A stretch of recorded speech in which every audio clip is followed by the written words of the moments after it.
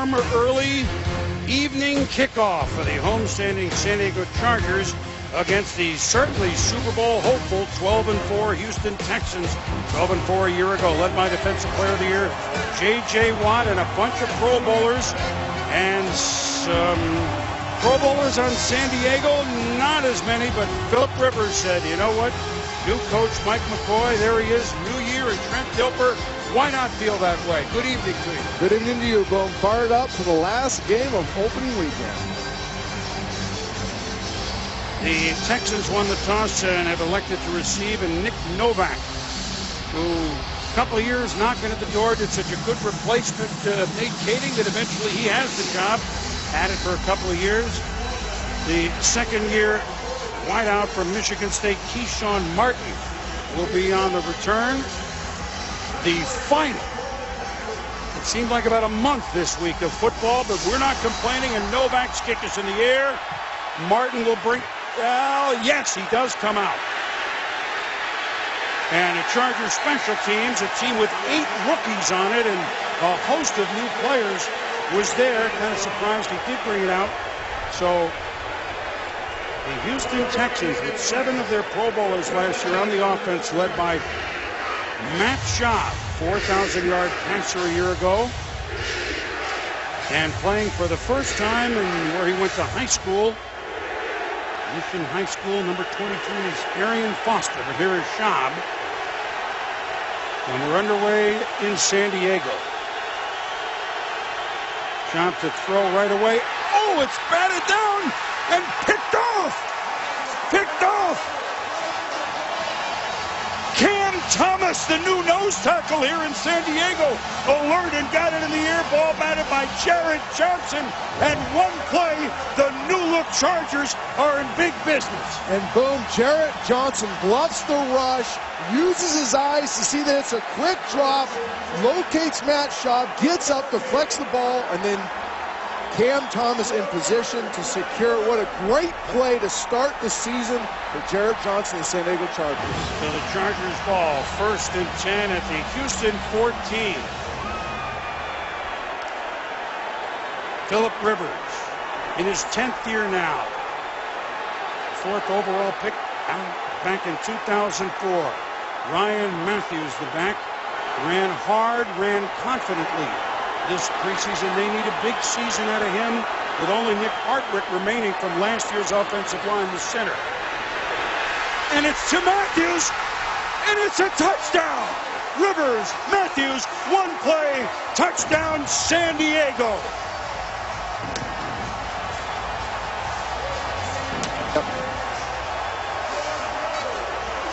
And boom, Philip Rivers gets to this play at the line of scrimmage. Gets Ryan Matthews matched up with Brooks Reed, which is a matchup the San Diego Chargers like. They talked about matchups leading into this game. Get the ISO. Philip Rivers drops in there. Nice job by Ryan Matthews finishing off with a tough catch. So let's see. I'm Mike McCoy. I'm the new head coach of San Diego. I'd like a nice start. And 15 seconds into my first game, they, of course, will look at it just to make sure there wasn't a bobble that he was in. They look at every score, but it's going to be a touchdown. And now Nick Novak will be in the kick. So welcome to the head coaching ranks. For 15 seconds, you get a touchdown. Novak's kick is up and good. And just like that, the San Diego Superchargers are back.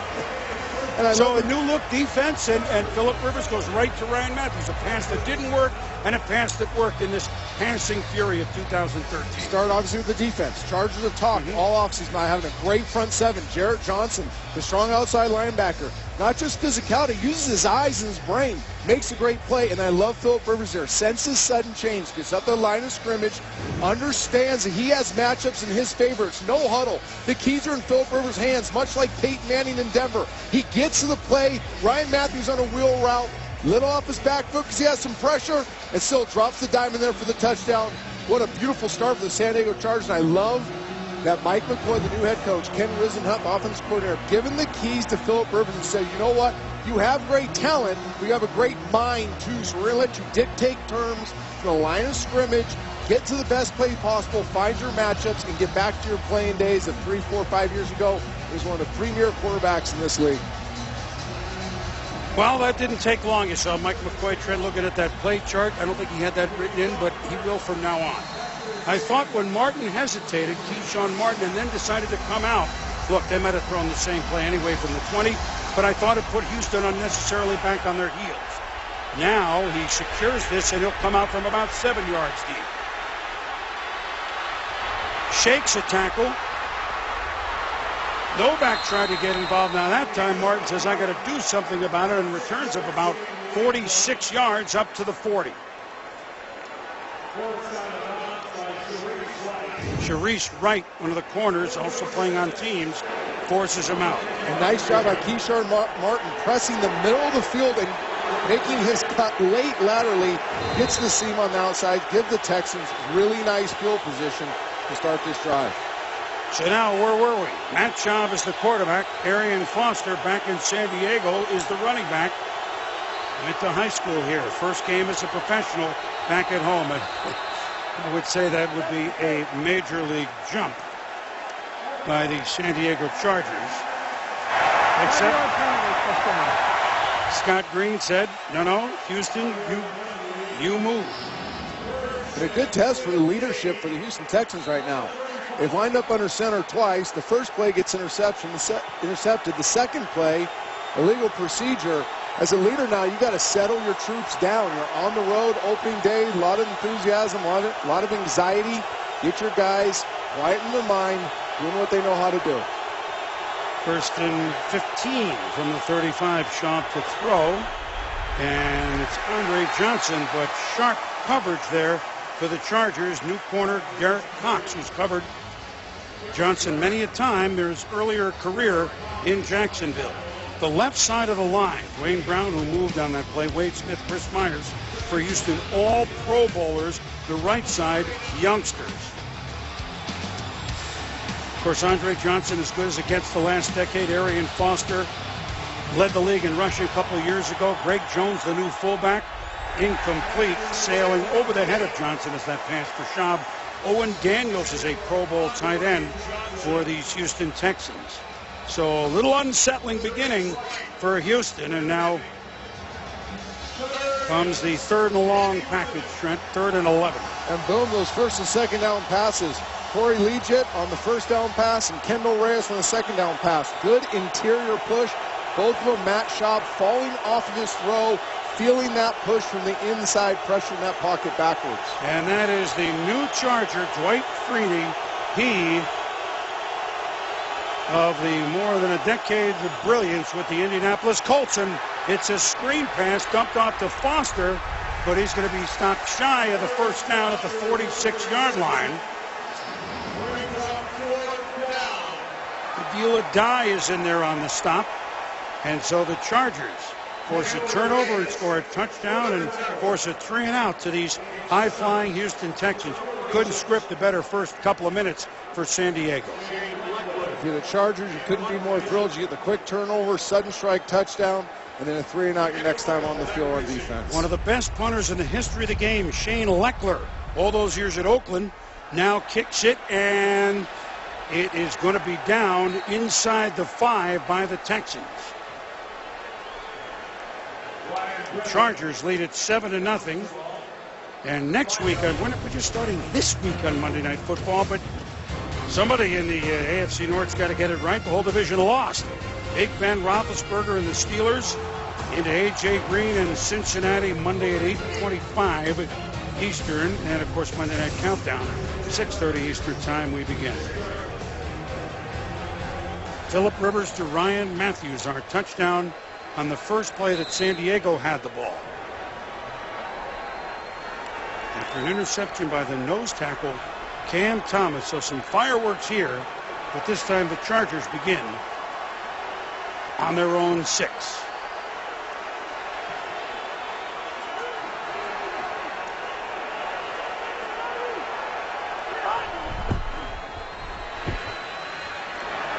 Rivers the give on the inside to Ryan Matthews, who caught the touchdown.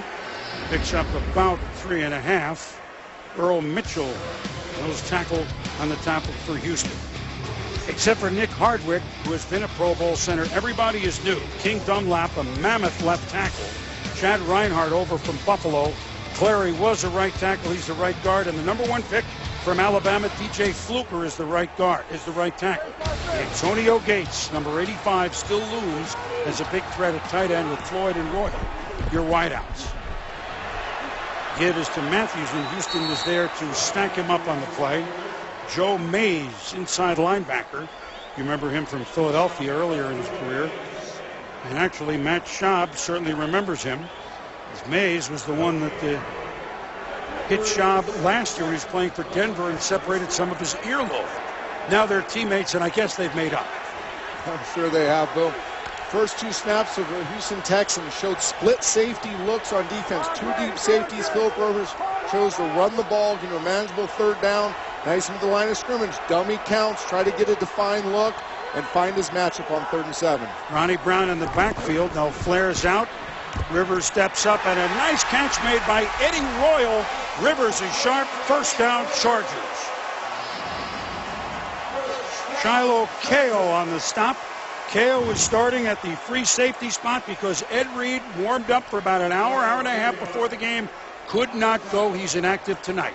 Beautiful job by Philip Rivers, climbing up in the pocket. Great pass protection. And Eddie Royal running that inside slant from the switch release, getting, again, the matchup the Chargers are looking for in the middle of the football field. So a big 1st down, San Diego. Get out of the shadow of your own goalpost. Now they start 1st and 10 at the 20, 27. And slammed is Matthews by, again, Joe Mays. 2-yard pickup. And boom, if Philip Rivers is going to get back to playing that elite level quarterbacking, this is what he's going to need. A strong pocket where he has movement to climb up inside. Look at his feet work with his eyes. Buying him time to climb clear sight lines. He is deadly accurate when he has a pocket like that. Set behind Rivers, one of the newest little weapons of San Diego. That's number 39, Danny Woodhead. Real good, productive 3rd down back a few years there in New England. Rivers was looking for him, but now the flag down, although he may be down in the grasp. Whitney Merciless. Holding, number 77. And Whitney Merciless got the sack, and King Dunlop with the hold. There you go, Whitney Merciless, strong upfield move, and then turns it into a ball. Gets down at Philip Rivers' feet. King Dunlop loses leverage, so now he's stuck in a position where he's bending from the waist. The holding penalty is declined.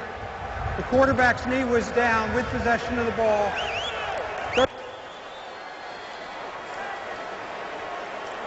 So a 6-yard loss on the play. 2nd and 16. 3rd and 14, I should say, on the 23-yard line for the Chargers. And this is where the issues really showed up last year for the San Diego Chargers and why their offense fell so dramatically in the league. They get stuck behind the chains because of sacks, because of penalties, and now you're in a lose-lose situation as offense. Look for them just to get a little bit of a profit and then punt the football. Rivers stepping up. Throwing. Houston says it's incomplete, but it is Eddie Royal on the catch.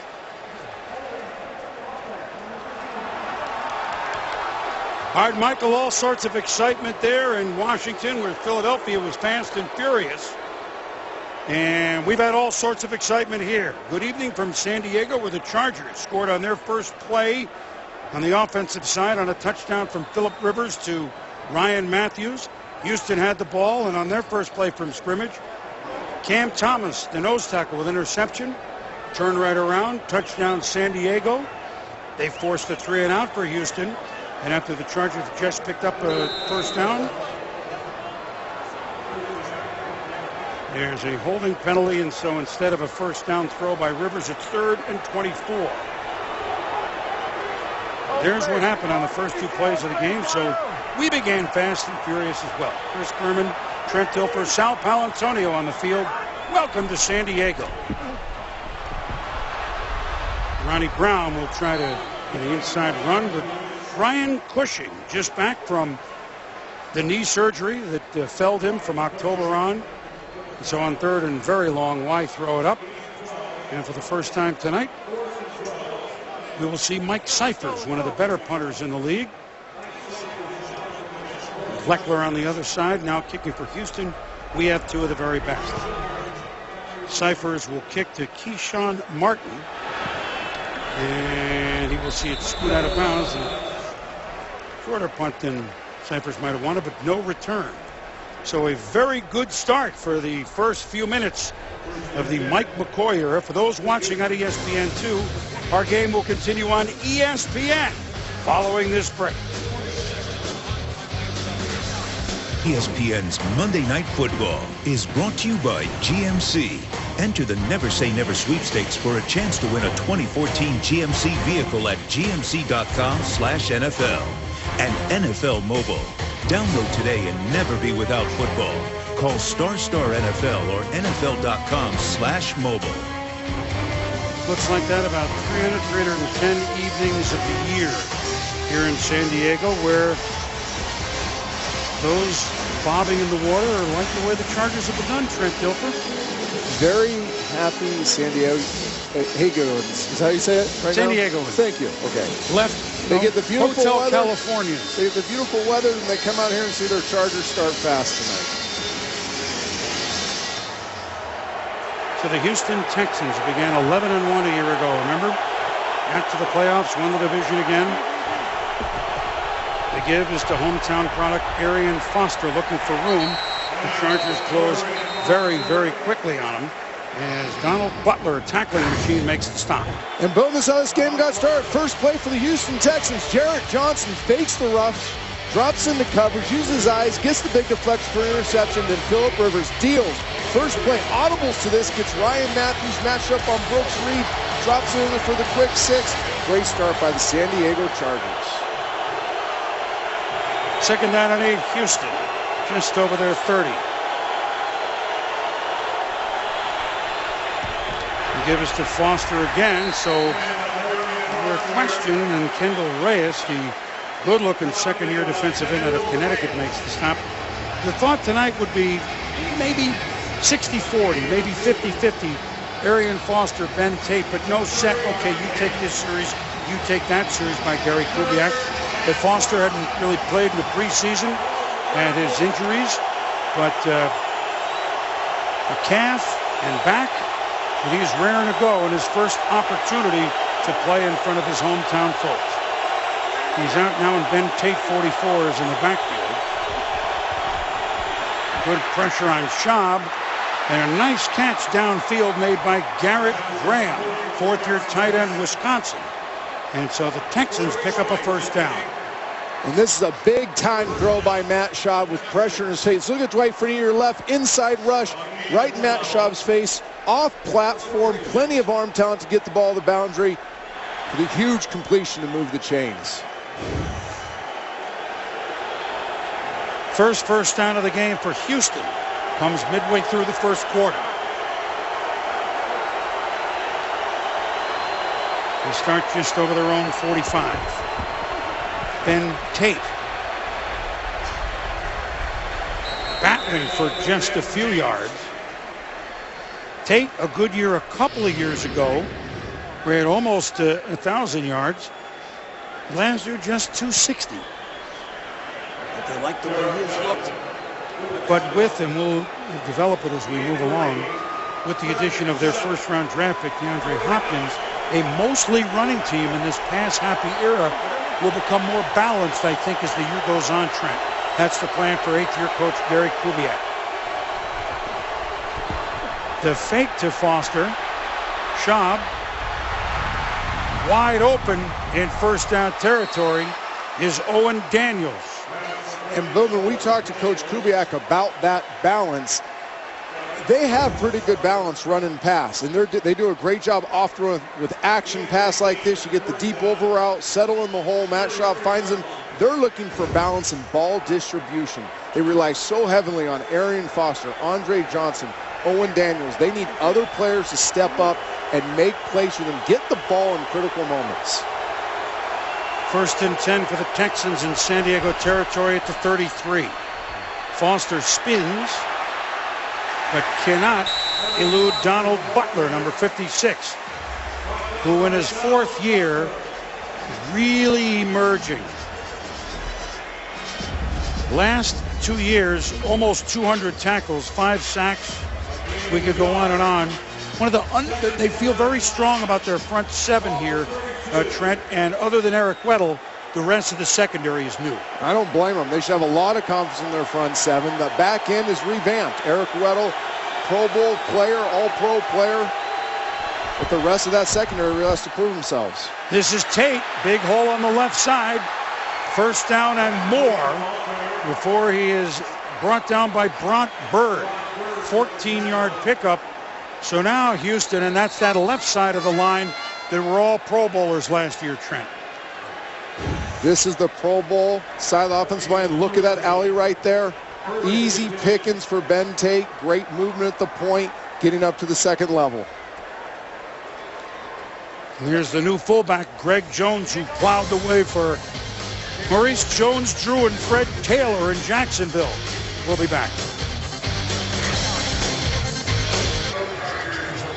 Back at San Diego, the Big Q, Qualcomm Stadium, where it is white hot Monday. Everybody, Chargers wearing their all whites. And you got to say 15 seconds into this thing, well, they were geniuses.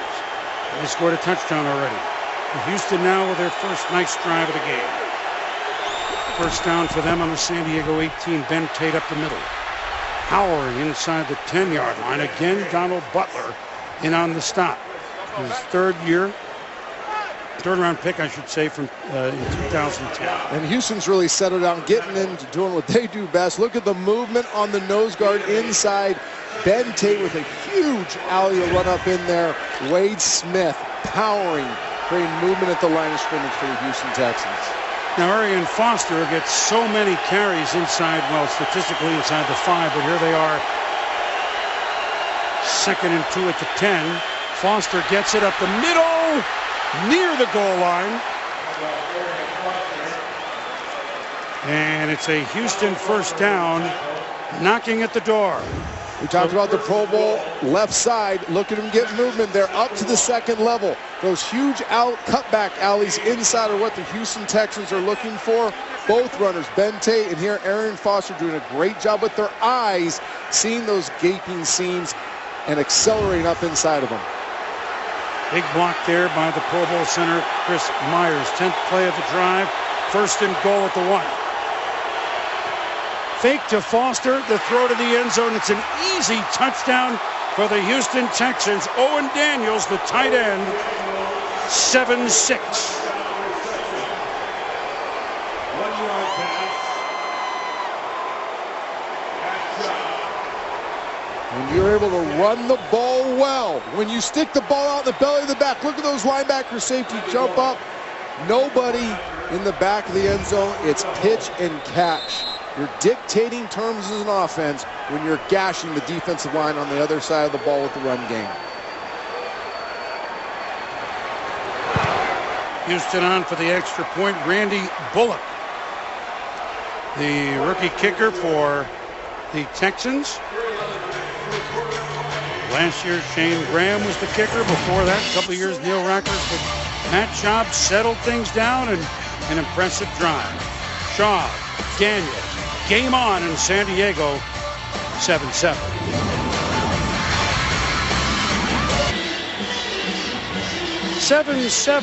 Chris Berman, Trent Dilfer, Sal Palantonio, your extended Monday night family, if you will. And that touchdown pass from Matt Schaub to Owen Daniels, the 58th here at opening weekend. And that is the most times for the most ever in any week of the NFL. Fozzie Whitaker began as the 4th running back, but made the team with impressive play and running back and special teams. He decides to down it. We'll be back.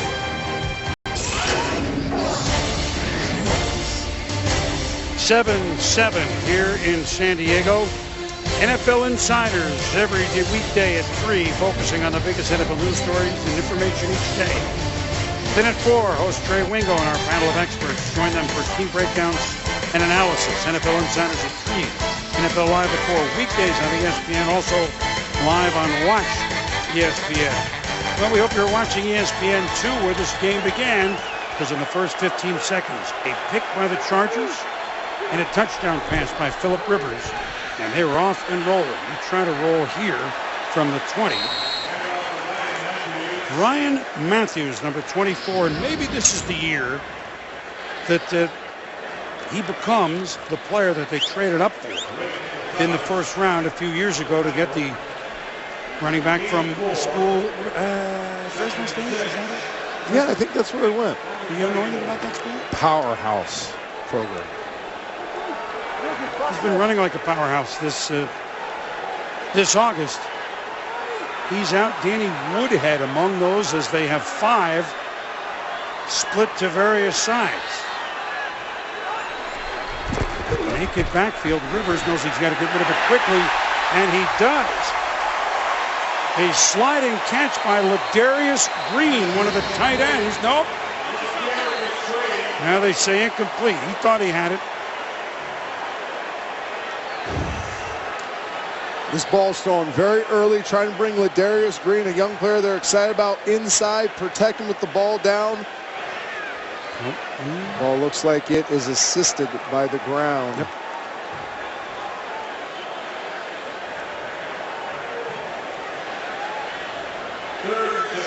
Ladarius Greenboom is a guy the Chargers are really excited about. They can dictate some things from a personnel standpoint, bringing him on the football field, getting teams into nickel so they can run the ball if they match up with linebackers, having matchup advantages in the passing game. But he could not come up with what would have been a 22-yard pickup. Now 3rd and 6, Rivers quickly, the dump. And that is the guy we've been talking about, Danny Woodhead. Originally the Jets, but you know him from New England, the pride of North Platte, Nebraska. And it's a first down, San Diego. Woodhead to be used on 3rd downs as he was so often by the New England Patriots. And although he's certainly not the exactly same type of player, they're going to use him very similarly to the way, in many ways, on the offense they used Darren Sproles here once upon a time. Ryan Matthews bursting through for about 8 yards. And then this is what the Chargers are going to become. After a nice play, they go to a no-huddle, up-tempo situation, allow Phillip Rivers now to get to the best play, get the defense gas a little bit. Nice job by Ryan Matthews. And the outside off-tackle run play, getting those hard yards at the end.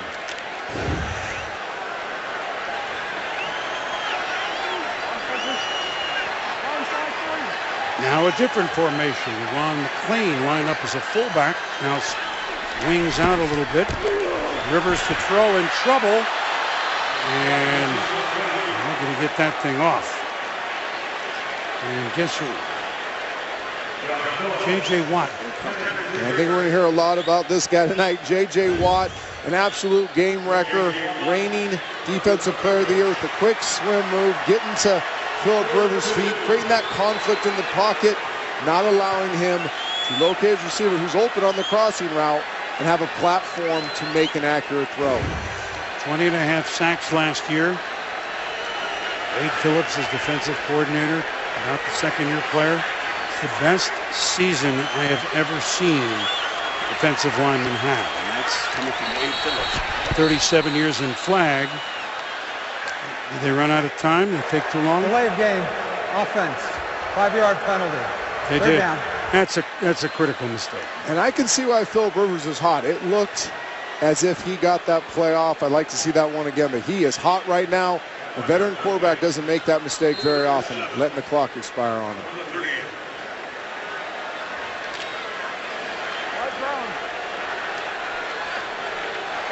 So now 3rd and 7, a better situation on the pass rush. The guy that we were talking about, J.J. Watt. Gates moving around a little bit. Houston looked like they jumped a little.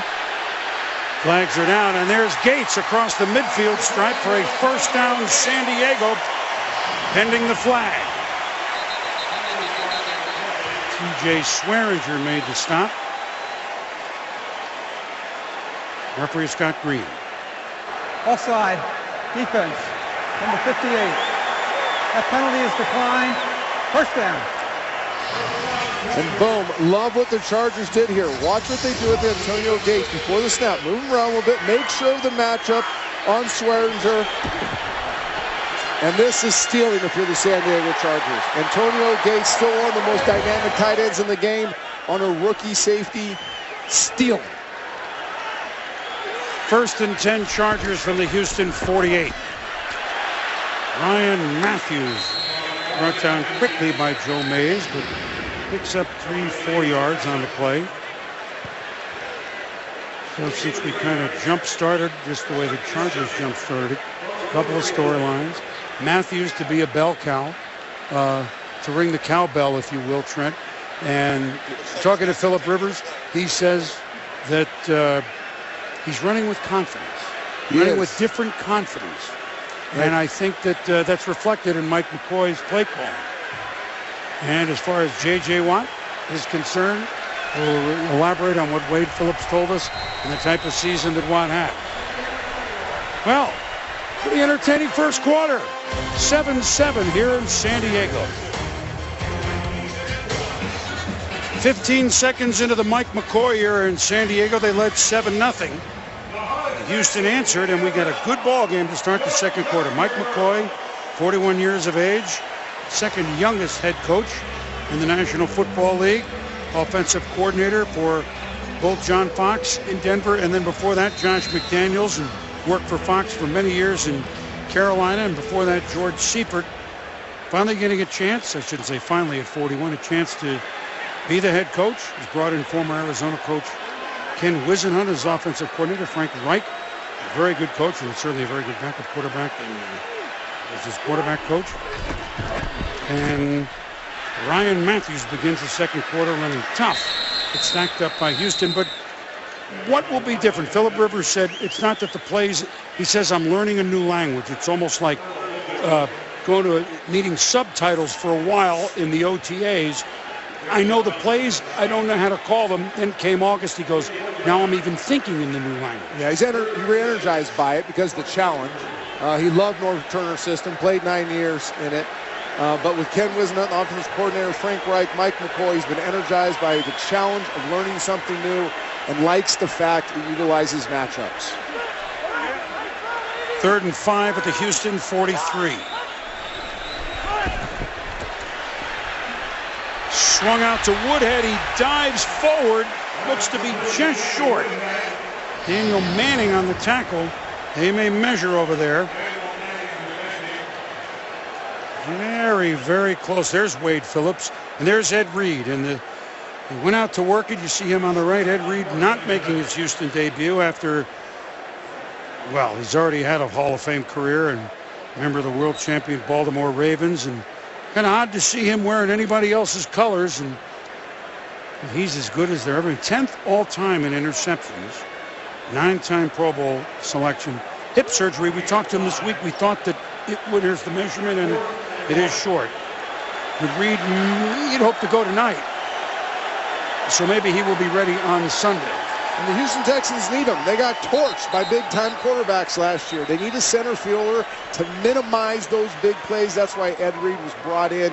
He needs to be healthy. He needs to bring that intuition, that experience, that leadership into the secondary and minimize some of those gashing plays the Houston Texans gave up last year. I like this right here by Coach Mike McCoy. This is a message he sent into his team. We got big DJ Fluke, one of the best run blockers ever played in college football. We bring our big people in. We're going to send a message early on and go for it. 4th and about a foot at the 38. Matthews hit, squirms forward, first down, Chargers.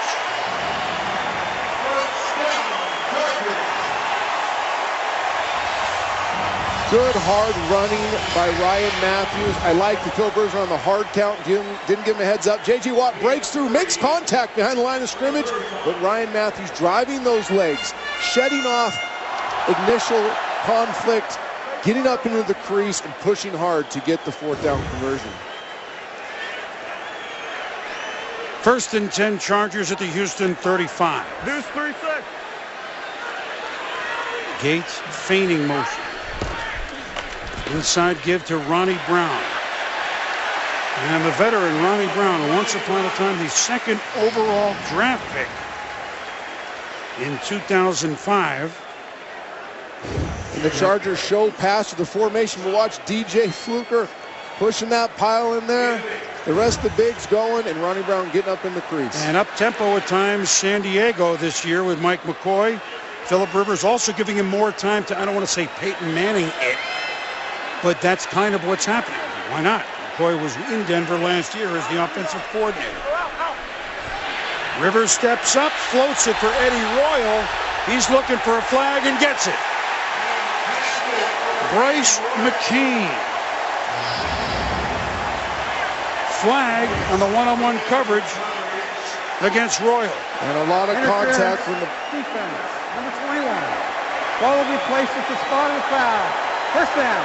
A lot of contact while that ball was in the air.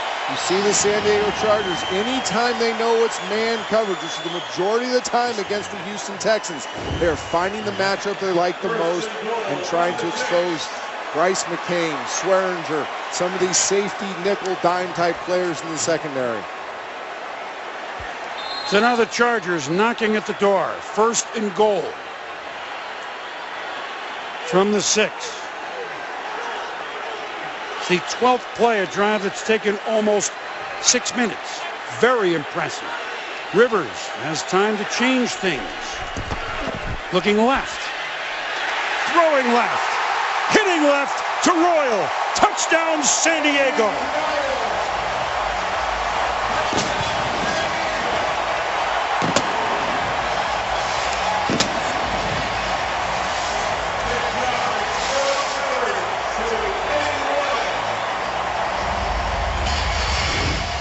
Talked about man coverage. Eddie Royal matched up on Bryce McCain again. Works up vertical, gets hard with the corner. And that ball is tempoed early to the boundary. So Eddie Royal can run underneath it. Beautifully executed pitch and catch by Phillip Rivers and Eddie Royal. So a 12-play, 80-yard drive taking just shy of 6 minutes on the clock. Nick Novak, the extra point, is good. And the San Diego Chargers. Eddie Royal, Phillip Rivers, with 2 touchdown passes already. 1 to Matthews and 1 to Royal. A sharp start in all white for the San Diego Chargers. 14-7 Lightning Bolts. Welcome back to San Diego.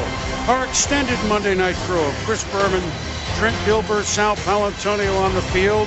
And a beautiful night in San Diego and a sharp night for the Chargers at the chagrin of J.J. Watt of the Houston Texans. San Diego led 7-0. They're tied at 7. Rivers to Royal has now made it 14-7. Keyshawn Martin about 4 yards deep in the end zone. And a nice open field tackle made by Sharice Wright, who was shaken up earlier in the game.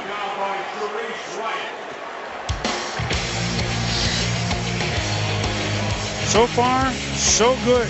San Diego. Houston in business with the football when we return. ESPN's Monday Night Football is brought to you by Autotrader.com. Now compare new and used cars and find the best deal on Autotrader.com and ESPNShop.com, where you can get all of your official NFL sideline gear. They're excited in the Gaslamp District. They're excited here at Qualcomm Stadium. And the Chargers have led 15 seconds in. And now they lead again here with Matt Schaub of the Houston offense playing down 14-7. Ben Tate gets the carry. And so now Houston trying to settle it. You got to be impressed with the way, look, you can't start any better than 15 seconds in, an interception and a touchdown pass. Nice debut for Mike McCoy. Geez, 15 seconds. Is that easy being a head coach? But they've come out confident, haven't they, the Chargers? They really have, and they've exposed the weak link of the Houston Texans. Now, don't get me wrong. The Houston Texans think they're going to be a Super Bowl team. A lot of people nationally do, but they will never be a Super Bowl team until they figure out how to stop the elite quarterback. Phillip Rivers carving them up tonight so far in matchups. 2nd down and 8. Schaub fakes to Tate. He's in trouble. But he bails out to who else? Andre Johnson for a first down before Donald Butler brings him downfield. So good pursuit that time, San Diego. But an 18-yard pickup as Schaub can move better than he gets credit. Yeah, fair to say? Yeah, this is extremely hard. See him drifting to his left. He's got to disassociate his shoulders from his hips to get anything on this ball. Andre Johnson being patient, knowing that Matt Schaub will find him. Beautiful play by Matt Schaub, extending the play to his left, using great technique to get his shoulder flash with the target and get enough on the ball. So first down, Houston over the 35. On a blitz, a quick dump off to Owen Daniel. First down and much more in the Charger territory, running hard inside the 40. Owen Daniels got ahead of steam and was not going to be denied until he was brought down 28 yards later.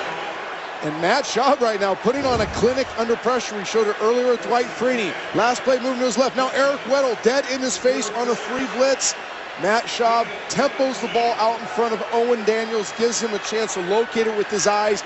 Because there was a free rusher, there was a big void in the defense. Owen Daniels takes advantage of that open space. Johnson in motion at the bottom of your screen. This is Foster. Knocked out of bounds. Back to Johnson for a minute, just a moment, because, you know, we came on in a hurry and things happened very quickly. But going into this season, his 11th season, Andre Johnson, number 80, 22nd all-time in catches, 27th all-time in yards, and catches per game, the best ever. And he's been quiet, and he's been through so many lean years with Houston. He, more than anyone, thrilled by the way the team has finally come on and been in the playoffs the last 2 years as winners of their division. This is Tate up the middle. And grabbing him at the ankles and not letting go is Eric Weddle, who all of a sudden sponsored an opening Monday night new haircut. His mohawk, the goatee, I mean, he's got it all going tonight. Well, he talked to me, said, Trent, you got the reverse mohawk, so I'm going to go regular mohawk. But on that play right there, the San Diego Chargers are getting moved up front. So Eric Weddle, now what defense coordinator John Pagano is going to do up to your top left is bring Eric Weddle off the edge. Try to create some havoc in the backfield. You got to manufacture penetration with your secondary players if your interior players are not getting it against this Houston Texans run game. 3rd and 1. Butler stops Foster. He thinks he has the first down. Let's select for the spot. That appears to be short. Of course, again, if you've seen this for dozens of years, but that line imaginary, the real thing, the chain gang will be out in a moment. But from here, it looks like he's just short. And a really good stop.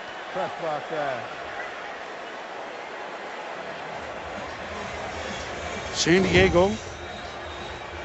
See the end of the play here. Donald Butler staying behind his bigs, sees it, fires his gun. Great target on Arian Foster. Think he stopped him short of the first down. You know, you mentioned the name John Pagano, defensive coordinator here. And he is short of San Diego. 8 new coaches. The only coordinator held over from any old regime, North Turner was here before, of course, offense or defensive coordinator was John Pagano. He retained his job because they feel they're building this defense. Excellent football coach.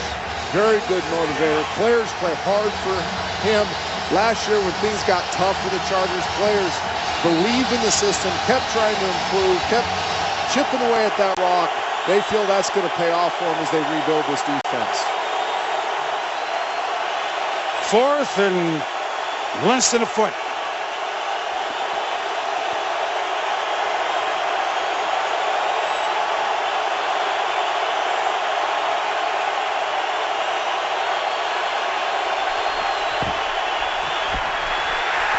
Foster stacked up near the line of scrimmage. And he appears to be short. Bront Bird, the middle linebacker, 57. We talked about a great stand by San Diego. I'm sorry, Carter. And so we talked about the front seven off the San Diego Chargers. They've had a rough one so far, but look at them get off the ball right here. Leverage, effort, technique, shed blocks, and Bront Beard from the backside. A journeyman linebacker. Guy that has some challenges athletically, but makes up for it. Effort. Big stop for the San Diego Chargers. We'll be back. Welcome back to San Diego. We're surprised thus far. The new-look Chargers lead the Houston Texans 14-7. 8:31 to go in the second quarter. Oh, a fourth down stand by the Chargers. Now they take over at their own 27. Ryan Matthews, not much that time. Running in the middle, but the Chargers doing a lot on offense, Trent. And we talked about Philip Rivers before the game. He will take advantage of matchups. You get Woodhead matchup on Merciless, then Gates on Swearinger, and then twice in the same drive, he gets Eddie Royal matched up on the young Bryce McCain. You cannot give a quarterback of Philip Rivers' ability to find looks. He knows it's man. He's going to find those matchups and torch you. He's done it so far tonight. 2nd and 9 for the Chargers. Matthews. Bursting at 7 yards. And boom, like I was talking about, the Houston Texans think they're a Super Bowl team. They got to fix this. Look at who they played and look what they gave up. Too many touchdowns given up against them. Don't get the ball back on interceptions. Premier quarterbacks in this league have torched the Houston Texans. They feasted on the lower level quarterback, but when they face the great quarterback that can identify the matchups, deliver the ball, timing and accuracy, they have not found an answer. 3rd and 2 Chargers. Rivers in trouble and sacked by Daniel Manning. Once upon a time, 2nd round pick of the Bears back in 06. Good coverage downfield just after we got on the Houston Texans coverage. Philip Rivers has to hold the ball. Daniel Manning sees it, fires his gun, gets in there and gets the big sack to get the ball back for his team. Mike Cyphers to punt for San Diego. An important stop for Houston after San Diego had momentum. High, fair catch, Keyshawn Martin. And Houston will be in business after a 43-yard punt by Cyphers at their own 29. Bolts, 14. Texans, 7. Well, the defensive player of the year last year, J.J. Watt, who had an unbelievable year tonight. Trent, silent. Nice silent in terms of making the play, but he is creating some havoc. There he goes with the strong outside move. Probably should have got a hold here, but gets at the feet of Philip Rivers, makes him throw the ball away. Again, lined up over young DJ Fluker, fakes him inside, but Phillips there to help his buddy out and seal him off so the running back can get outside. And here, 4th and 1, he does his job. He gets penetration, but Ryan Matthews runs through the arm tackle. And J.J. Watt is doing his job very well, but the San Diego Chargers are overcoming the dominance, which is J.J. Watt.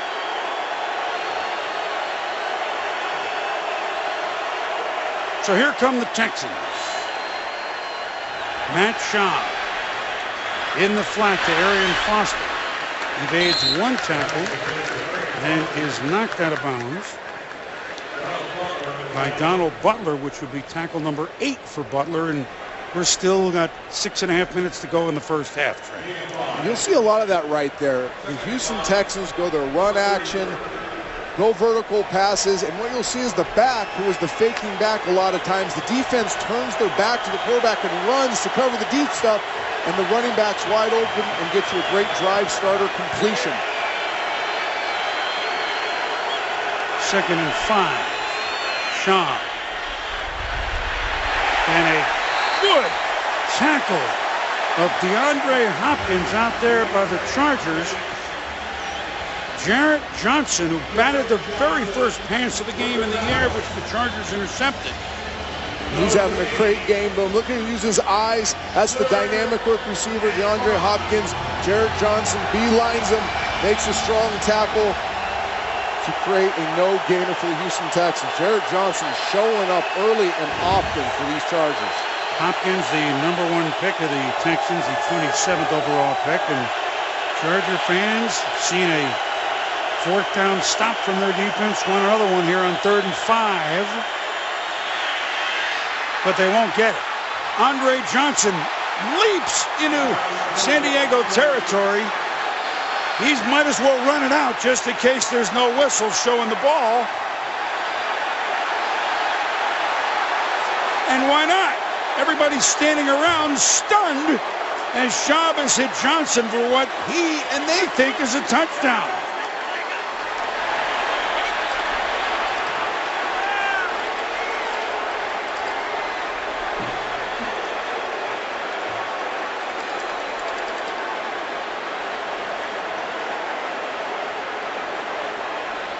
This is actually pretty bizarre.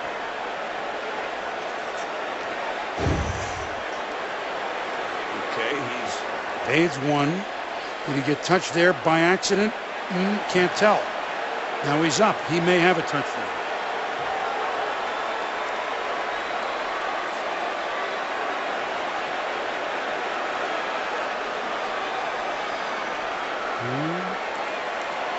Did he get the foot by accident there? I think he did. It is tough to see. The previous play is under review. Well, let's see. Here it is. This is the shot.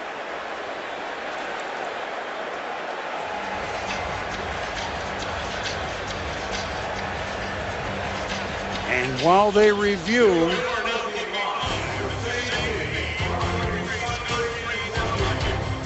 we'll be back. We think he hit him. It doesn't matter what we think.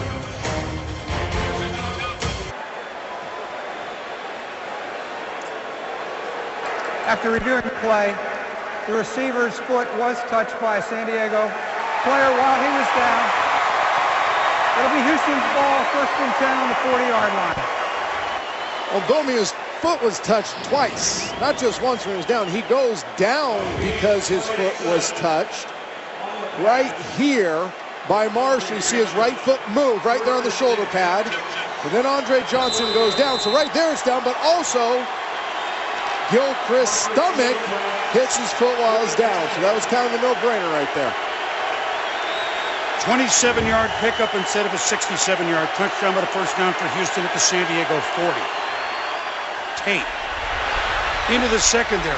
Flag is thrown after he picks up first down yardage. Brock Bird among those in on the stop.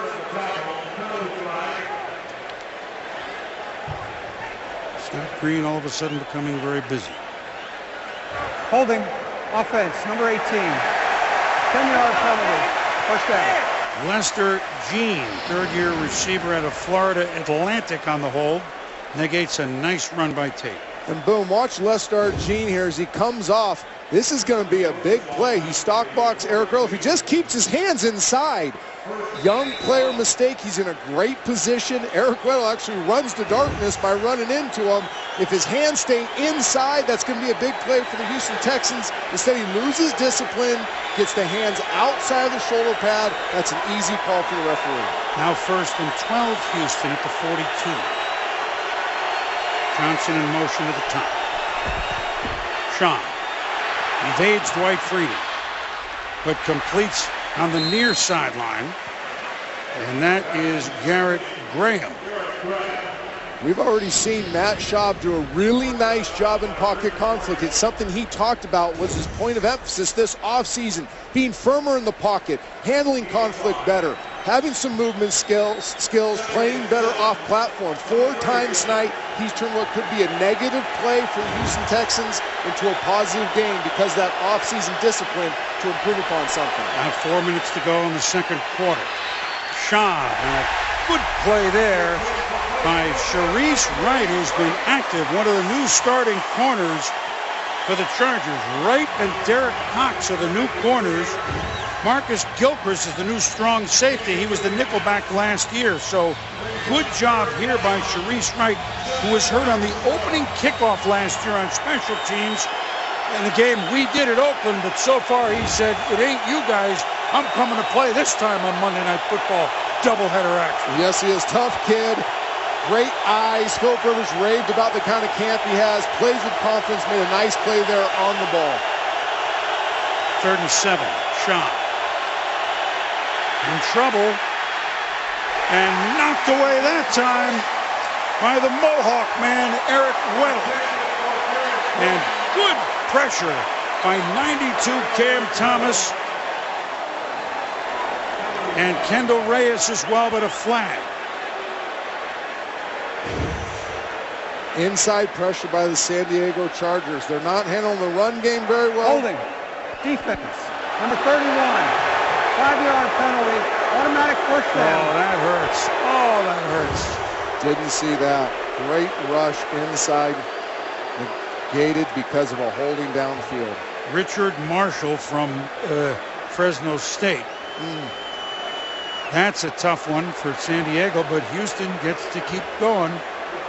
When I said football powerhouse, I was talking offensively. Okay. Okay. As long as you clarify. As long as we're getting things straight here. So Houston's drive stays alive after San Diego made 2 sharp defensive plays. Arian Foster, Houstonian for carrying the ball. 8 or 9 yard pickup. We've talked a lot about the left side, the Pro Bowl side of the Houston Texans offensive line, but how about the right side here? Look at this. Derek Newton, Brandon Brooks getting some push on the play side. DeAndre Hopkins getting himself some at the end as a receiver. Nice blocking by the right side of the Texans. Now there's 3 receivers at the bottom of your screen. But instead will get to Foster, who slips, but right around the first down. Maybe just shy of it. Curious win on the stop. About 3 minutes to go here in the first half. And now it's 3rd and 1 of the crowd into it again. The Chargers struggled in these knockback situations last year on offense and on defense. Early in the game, came up with a big 4th and 1 stop. Let's see if they get the same type of knockback by their defensive line and contain the Houston Texans. The pitch to Foster makes the cut, and there's a flag coming from far back in the secondary, but he picks up the first down. But again, a wait. Holding. Offense. Number 18. 10-yard penalty. And now when you get 3rd down. Lestar Jean, now that's 2 holds not on your lineman, but on a 3rd or 4th wide receiver, Trent. Those are killers. And critical plays. Lestar Jean, the first time he gets a hold, negates a huge run. Now here, 3rd and 1, a chain-moving play. Again, gets stuck inside, grabs the jersey of Richard Marshall. It's all right. His job was to seal off on this play. Just let go. Let go. Go to your back. You're fine. You set the edge for your back to get outside. Young player mistakes can kill offenses, especially early in the season. Instead of a first down, it's 3rd and 11, Houston. Shotgun, Shaw.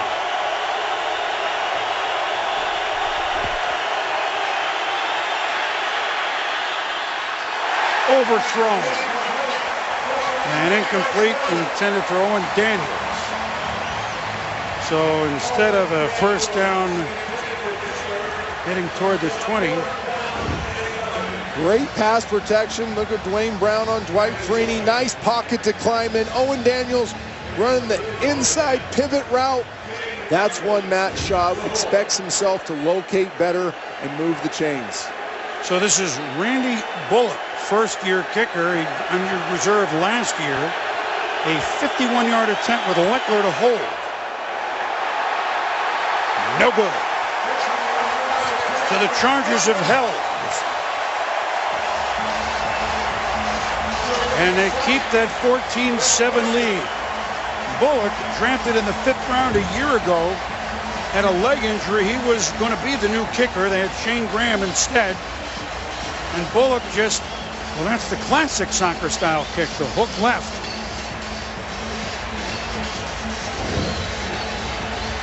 And the kicker from Texas A&M misses from long range. San Diego with really good field position. And this is a real break because the miss comes with 2:01. Not 2 minutes, 2:01. So almost a free play, Trent, from their own 41. You saw Les Darjeem there on the bench. He is chasing off some serious demons right now after that drive.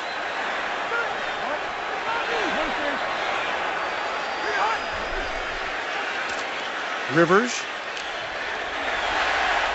over on the far side, looking for Malcolm Floyd, but incomplete, and now we'll have the 2-minute warning with officially 1:56 to go. Well, good first half here in San Diego. Chargers 14, Texans 7.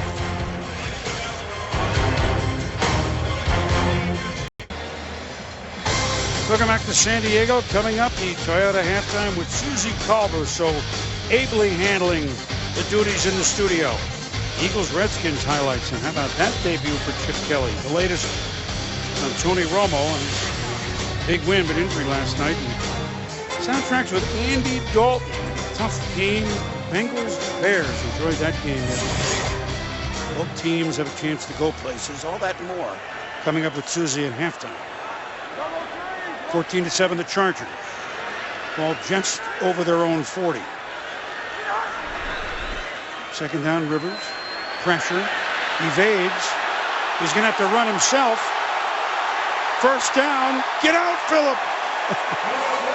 He kept looking behind him to say, uh-oh, is anybody there? Is anyone there? And you don't see him run that often, but he scrambles and puts San Diego into Houston territory, 18 yards. And the impressive thing is this, Phillip Rivers struggled with fumble, so look at his training. As he climbs, watch his ball. See how he tucks the ball. Gets it away for the defense. Now, this is all line. Open field, Phillip Rivers trotting down, uncomfortable in that type of environment, but getting nice yards. The key to that, though, is he protected the ball in the pocket. Ronnie Brown, stacked up by the Texans, spins for a couple of yards. We're under a minute 40 to go. Boom, so much a great quarterback play in this league is the unseen, the untalked about, the discipline of Tom Brady, Peyton Manning, protecting the ball. You saw Phillip Rivers do there, climbing before he ran.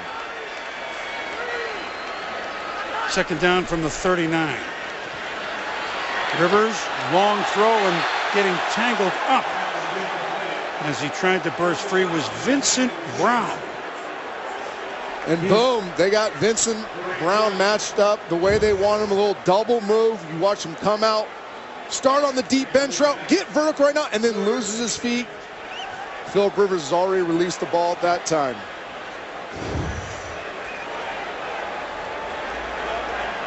Minute 14 left. In an entertaining first half. 3rd and 8, San Diego from the Houston 39.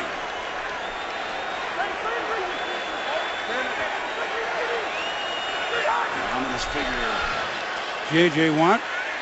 Rivers steps up, and a nice grab by Gates to the 20, to the 10, inside the 5-yard line.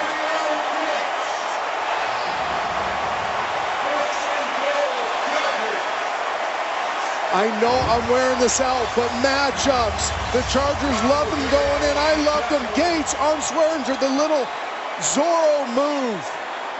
Gets him to settle his feet, accelerates. Phillip Rivers climbs the pocket, buys him some time, delivers a nice pass. These are huge advantages for the Chargers in the passing game. First and goal from the 5, San Diego. Throw is incomplete in the end zone, looking for Eddie Royal. Just in case you need to know, because he's such a security blanket. Phillip Rivers and Antonio Gates with 56 touchdown passes. The most from any quarterback to tight end combination in the history of pro football. But it also ties John Hadle to Lance Allworth as the most quarterback to any receiver for touchdowns in Charger history. History that began in 1960. If they come up with another one here, they'll be the team record holders.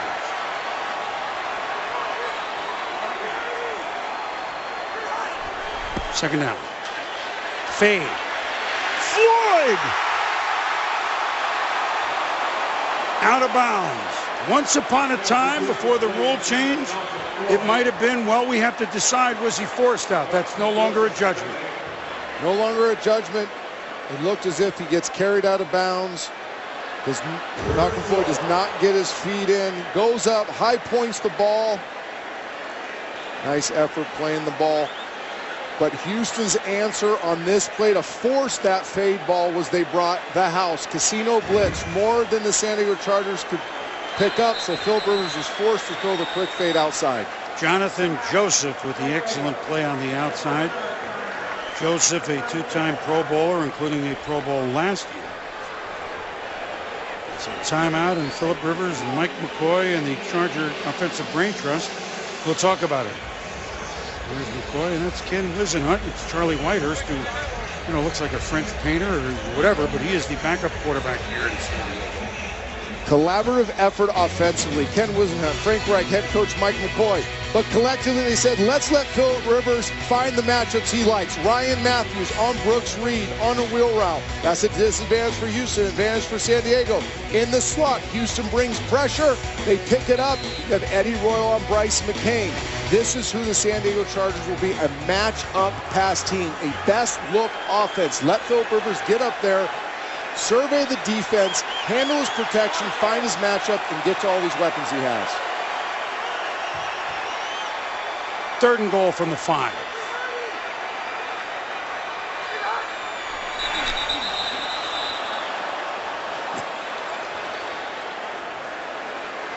False start, offense number 66. 5-yard penalty, 3rd down. Jeremy Clary, the right guard, and that changes things. So 3rd and goal from the 10. And it is understandable when J.J. Watt is lined up on your side in a must-pass situation that you get a little anxious as a big staring across a big number 99, knowing he's going hunting.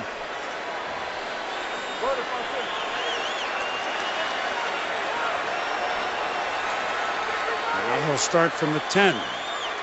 26 seconds to go in the half. Rivers under duress, but dumps it off and tackled just near the end zone is Vincent Brown.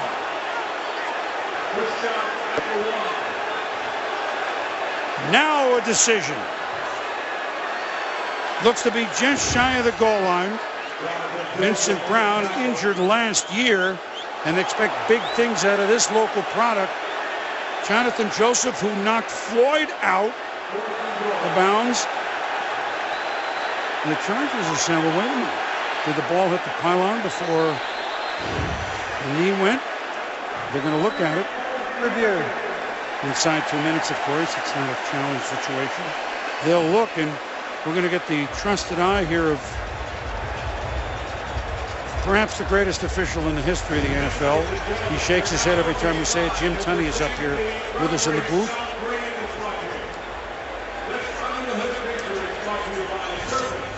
Let's take another look.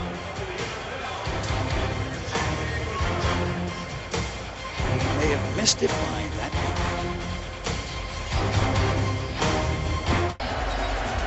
much. We are really close on this call. Scott Green will tell us what they see upstairs. After reviewing the play, the receiver, while his body was up, did touch the pylon with the ball. It's a touchdown. Wow!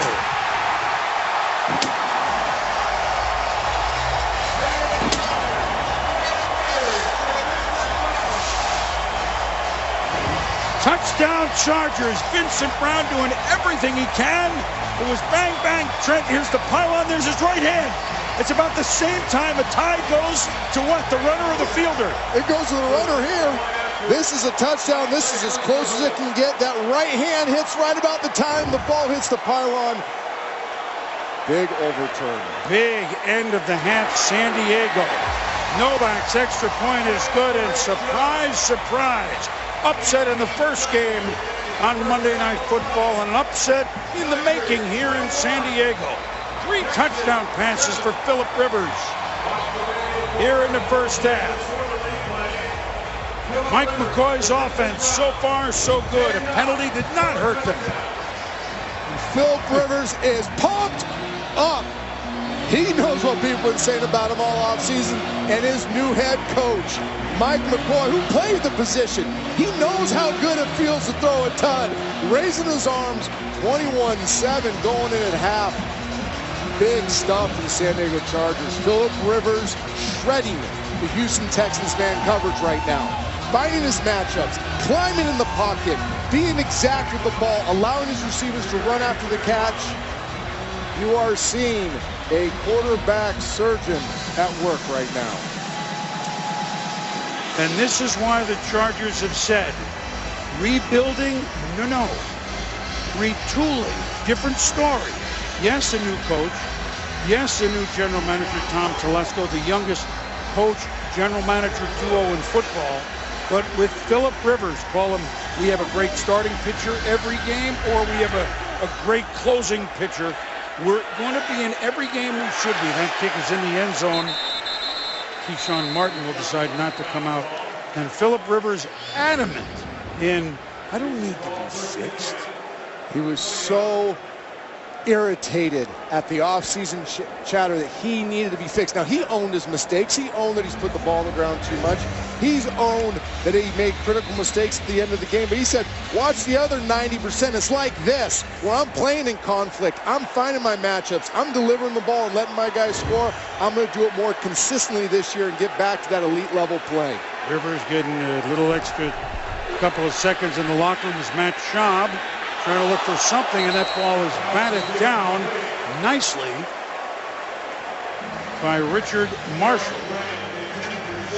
And honestly, I do not understand coming out backed up like this, starting the drive with 18 seconds, throwing any type of risky pass. I don't mind throwing it, but if you're Matt Schaub, you don't throw it anywhere near a defender in this situation. You're down 21-7. The worst thing that can happen to you, the ball gets tipped up, Chargers get it, kick a field goal, and add 3 more before half.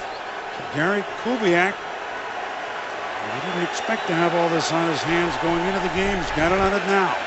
Blake Freeman rushing inside. Schaub throwing to Andre Johnson over the 40, and then call a timeout. 22-yard pickup. Still a long way to go to get a field goal shot, and they only got 6 seconds.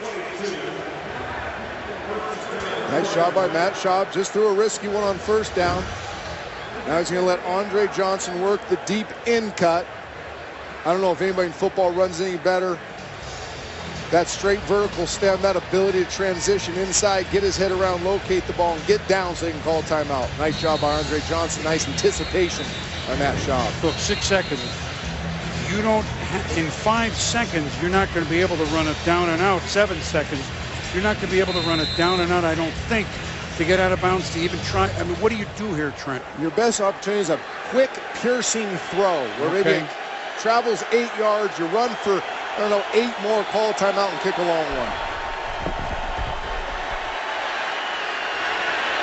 Well, they're going to go the down and out to Andre Johnson. He caught it with 2 seconds left, but this would be a 58-yarder, 59-yarder, and they're going to try it.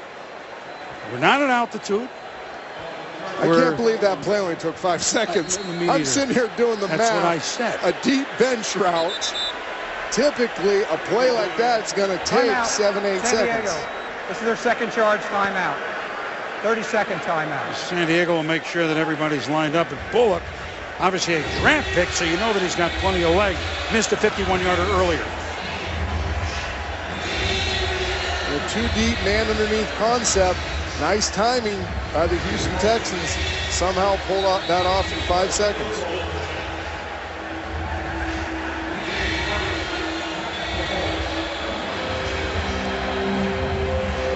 So Randy Bullock.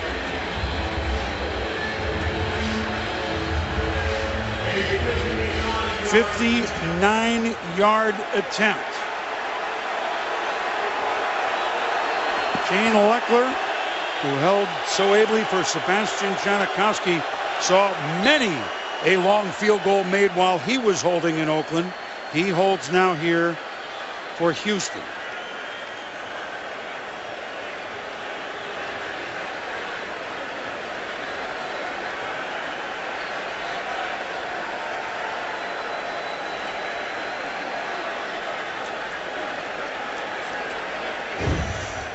I think they're checking to see if the elbow goes down out of bounds before his knee does.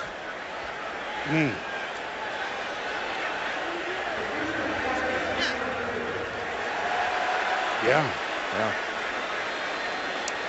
That is an incomplete pass. You can see it here.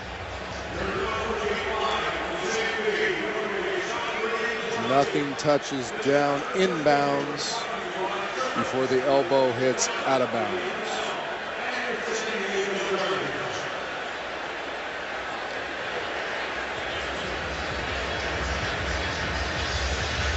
It's a heck of an effort, but as you call it, most likely incomplete.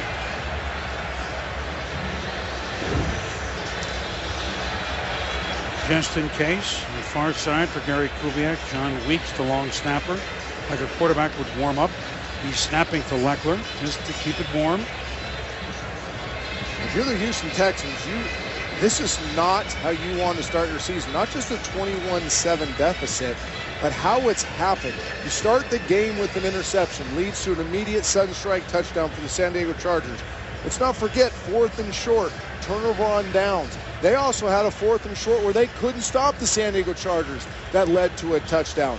3rd and 1, holding call. Another holding call on that drive led to a missed field goal. This self-destruction the Houston Texans are showing, and that's not to mention they haven't fixed their biggest issue that's going to keep them from winning a championship. How do we stop the premier passer in this league? We talked about it. Brady, Manning, Rodgers, Luck, Stafford. When they played them last year, 21 touchdowns, no interceptions. After reviewing the play, the receiver's elbow was the first thing to come down out of bounds. The pass is incomplete. It'll be 2nd down and 10 on the 42-yard line. Well, they saw what we saw. Now, Houston, with 2 seconds to go, will throw it toward the end zone. Look for a little luck. Well, they're in the part of the field that Matt Schaub does not have the arm to get it to the end zone. Very few do with it from this spot. So another option here is just get out of the half. Another option is the old cherry play where the flea flick, not the flea flicker, but the hook and lateral. Throw it underneath, have a guy trail and pitch it to him. Hardly ever works, but it's fun to watch. Worked when the Dolphins played these Chargers. I knew you would know it. Worked in that one. Duriel Harris. At any rate, well, they're going to run it instead to Arian Foster. And he's going to pick up 5 yards. And that's how the first half will end. A superb opening half of the new regime of the San Diego Chargers. They lead the Texans 21-7. They're going to get the ball to start the second half. Don't go to bed. We got good football coming up. Now we join Susie Culver for Toyota Halftime.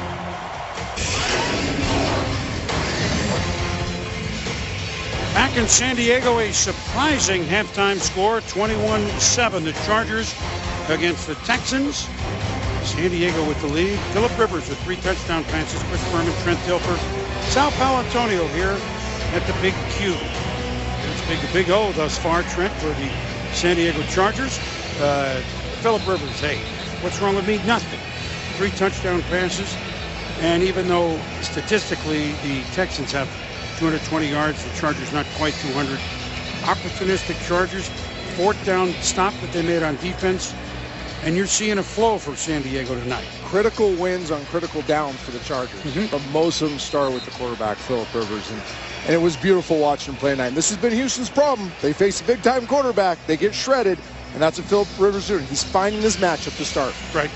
He is delivering the ball with exactness, allows 2 yards out of the cap, but the secret sauce has been how he's worked the pocket. Hard outside edge pressure. Look at the climb. 1-piece hitching so his feet are on balance and can deliver the ball with timing and accuracy. Now here, watch the rip of the ball to his left shoulder. Boom, protect the ball. 1-piece hitch with your feet, land in a loaded platform. So now in conflict, you can still deliver an accurate throw and let your receiver run after the catch and get in the end zone. That is graduate level quarterbacking. That's what I've been seeing from Philip Rivers for his whole career. Now, he's turned the ball over too much the last couple of years. Tonight, he has fixed that issue. And so much for not speaking the foreign language of the new offense.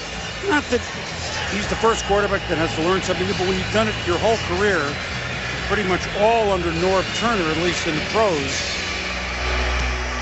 then all of a sudden new terminology, new stuff, new looks, and a long kickoff there by Bullock into the end zone. It'll be a touchback. Fozzie Whitaker down again. San Diego gets the ball up 21-7.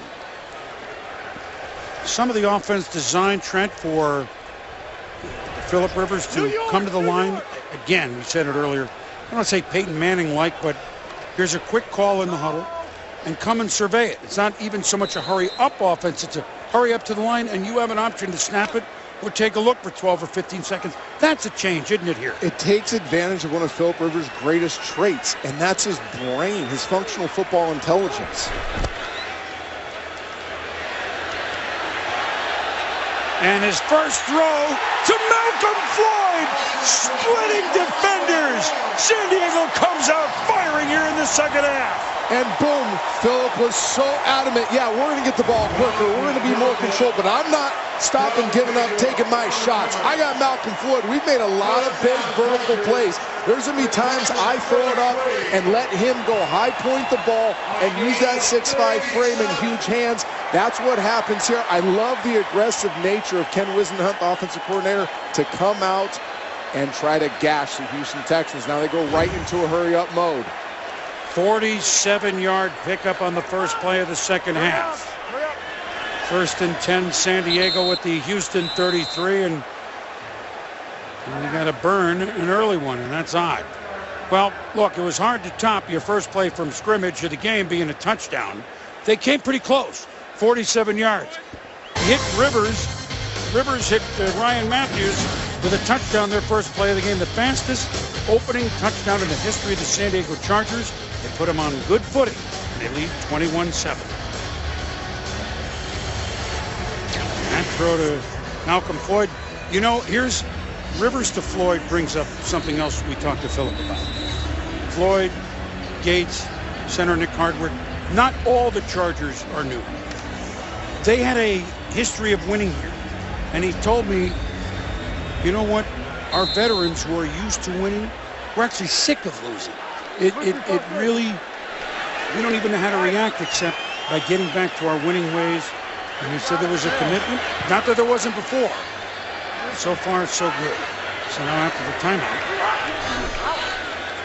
first down, Rivers, and a confusion with him and John Phillips on the route. And Philip Rivers had to get rid of this ball quick. He tries to throw it a little early to John Phillips. The Houston Texans bring a dog right off the get-go, right here at the bottom of the screen. Cushing coming on the blitz. Brooks Reed coming on the blitz. Philip Rivers getting the ball out quick. Understanding an incompletion there is not the end of the world. Second and 10 at the 33. Johnny Brown, the lone back, gets the handoff and gets a handful of Jared Crick, who was starting defensive end in place of Antonio Smith. And look what you see, that split safety look back there.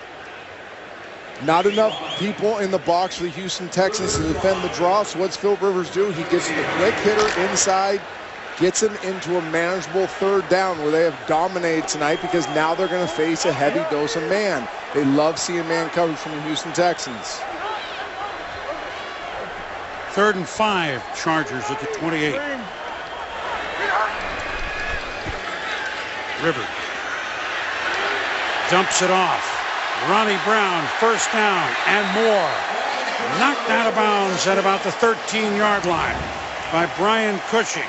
Brown, always such a dependable receiver and a veteran presence in the backfield, either chip a block or go out and catch a swing pass. Yes, and Philip Rivers, look at his tie his feet to his eyes. As his eyes work across, he actually got zone there, not man. He knows his outlet receiver is his running back, Ronnie Brown. Gets all the way back to the opposite side in his progressions.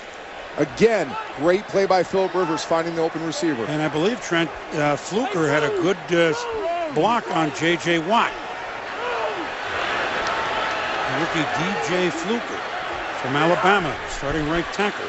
This is Brown staying in the game, but that time he was wrapped up in a hurry by the man we just mentioned, the Defensive Player of the Year a year ago in the National Football League, J.J. Watt. And going back to the previous play, watch Philip Rivers. His eyes start left. Now his eyes work right, so do his feet, one piece. Now he can't bring him all the way around, but because he got back to the middle, now he can get enough on the ball to find his fourth receiver, his progression, his outlet receiver, Ronnie Brown, to convert the big third down.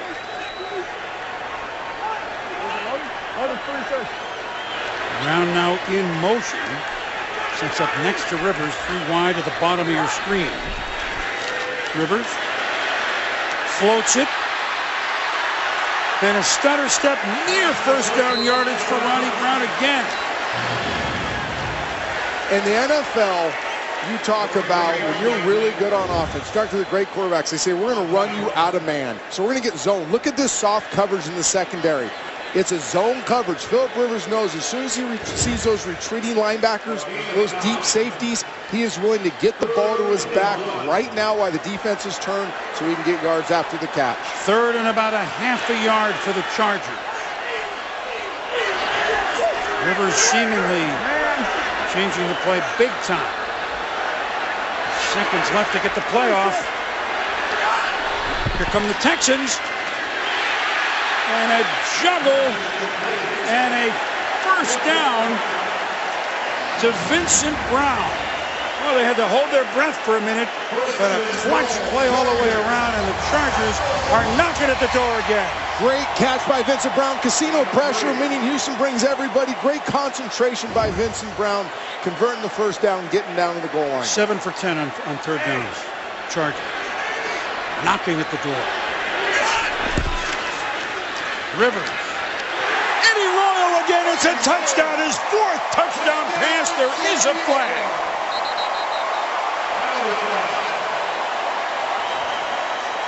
And maybe a pick, Trent.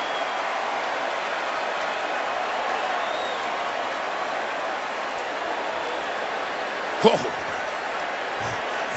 Some of the other officials are picking Philip Rivers to try to get in the discussion. He's a fiery competitor.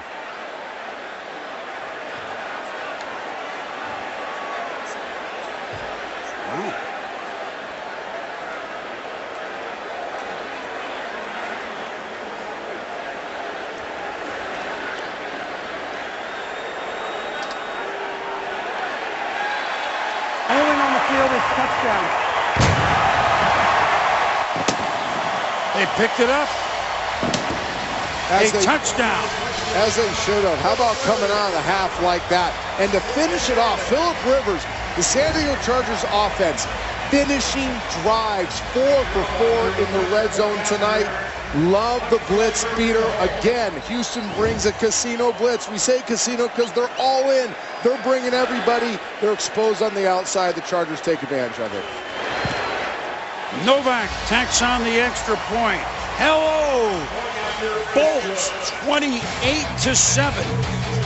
4 touchdown passes for Philip Rivers, 2 of them to Eddie Royal.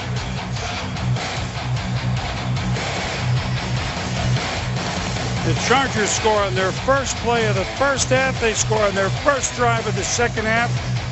Party time. 28-7 the Chargers. 4 touchdown passes for Philip Rivers. The week began with Peyton Manning with 7. Philip was saying, you know what? Don't forget about the last game of opening week. Novak with the kick. Keyshawn Martin with the return. It's a good one. Novak actually sticks his head in there on the tackle. And Houston will be in business at the 30, but it's been nothing but business for Philip Rivers. What do you think? What do you think? What do you think? Yes! We can throw 4 of them! and we're only a few minutes into the third quarter. We'll be back.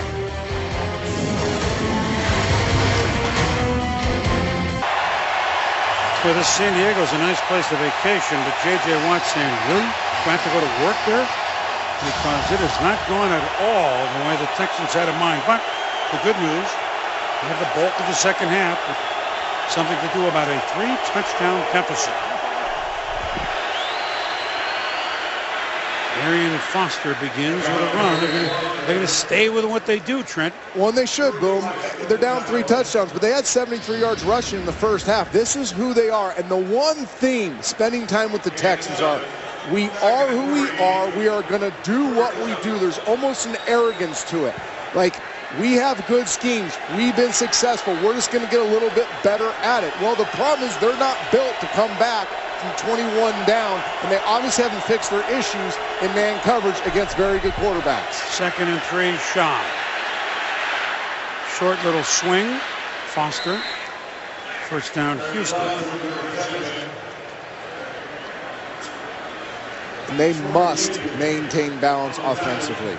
Sprinkle the run in at least. Like I said, 73 yards rush in the first half. And I like this. This is that quick sugar huddle. They're in and out. It's not a up-tempo, no huddle, but it is quick in and out.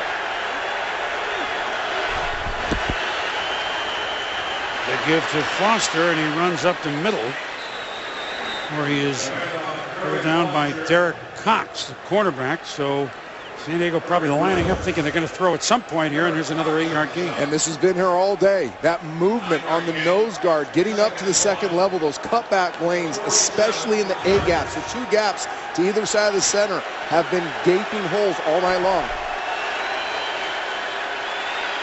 Schaub under duress, had to get rid of it. Big rush Chargers, including Richard Marshall. Marshall wanted several Chargers to change his numbers before today's game, and they're going to call it grounding. Quarterback also lost a down, 3rd down. No one was in the area, and the ball did not get back to the line of scrimmage. And that was a great explanation. I think he does get out of the tackle box, but that ball doesn't reach the line of scrimmage. They've gotten much harder in that rule the last few years. There was a time when a quarterback could just chuck and duck that thing anywhere, and they wouldn't call it. Old Jim Tunney over there, he'd never call that thing. And now these young refs, they're torturing these quarterbacks. You know, those young refs didn't have to call the ice ball either. Amen. 17 yards and a loss of down. So 3rd and a whole bunch Houston. Schaub to Andre Johnson, and they pick it up on a 3rd and 18. He hits Johnson for about 20 yards. And what an aggressive throw by Matt Schaub. Has great pass protection. Look at Andre Johnson. Look at the inside. Take the top off the defense. And then that firm up ball in the middle of the field to a receiver you trust. You can get chunk yardage. Matt Schaub said, I'm going to be more aggressive in long yardage situations. Schaub, a swing to Foster, and fights his way forward. Ron Bird, the inside linebacker who is starting, actually played pretty nicely. That's where Manti Te'o will eventually play. Well, unless Bird plays his way and keeps in there. Te'o hurt the first week post the preseason. Still had the foot in the boot for about a month. There was an early call this week that he wasn't going to go. They really like his football smarts. The way he might be able to contribute to this team. We haven't seen him yet. It's very early in the preseason. Ben Tate, Howard down. And you know what? It's been so much out of the gates that we haven't had a chance to say good evening to Sal Palantonio. Sal, hello. Boom, I'll tell you what, I talked to Manti Te'o before the game. He was extremely disappointed about not playing tonight. I said, how disappointed are you? He said, more than you possibly could imagine. He was with his family on the sideline. Right now, he's not in the booth, and he's been wearing the headset, listening to the defensive signals being sent in to Brock Bird, who, as you mentioned, is having quite a game, Boom. Thanks, Sal. Schaub on 3rd down, fires to Andre Johnson. It's a 1st down. And now we talked about man coverage matchups all night long for the Chargers' advantage. Now the Houston Texans get Andre Johnson maxed up on Cox on the quick slant. See him push vertically, get Cox on his heels, break inside on the slant. Perfectly timed and executed slant route by Matt Schaub and Andre Johnson. That's teaching tape right there for young players who want to learn how to execute that route. Over 100 yards tonight receiving, 6 for 104, Johnson. And that's Arian Foster. He is stacked up nicely. Jarrett Johnson and company. It's almost become a guessing game for defensive coordinator John Pagano for the San Diego Chargers to stop the run. They haven't been able to stop Houston Texans' run game in base fronts where they just line up in 3-4, play a split safety look. Anytime they've made a play at the line of scrimmage or behind the line of scrimmage, they've had to bring secondary pressure. Now what that sets up is big action pass later on in this football game when they are bringing a safety. 2nd and 9, flags.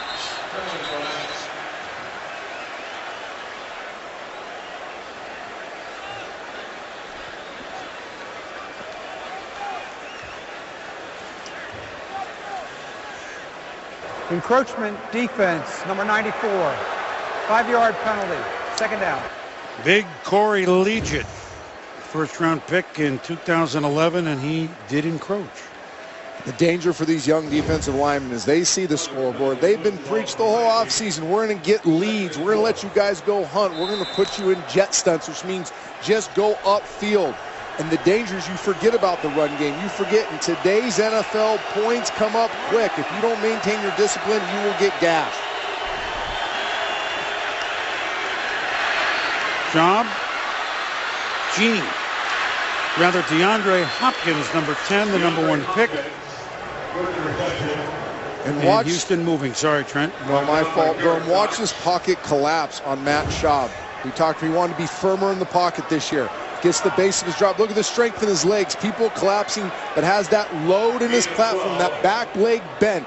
Wide platform to still put enough juice on the ball to get it to the perimeter and get the completion when that pocket is collapsing on him. 10th play of the drive, 1st and goal. Texans at the 7.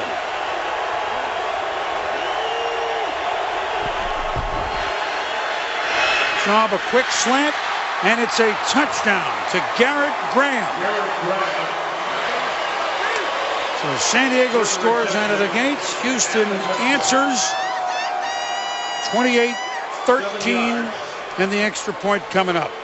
10-play answer drive for the Houston Texans, and now San Diego guesses, brings pressure. You see Schaub retreat. Graham gets the nice release, a matchup they liked on Bronton Bird. Stealing for the Houston Texans. Nice job maintaining their poise, coming back and answering. So there's Bullock with the extra point. A 3rd and 18 convert to Andre Johnson at 20 yards. He got another 3rd down ball on there. And that set up Matt Schaub for the touchdown, Trent. Beautiful job by Matt Schaub. Seeing his matchup. First pressure. The fadeaway dime to Graham for 6.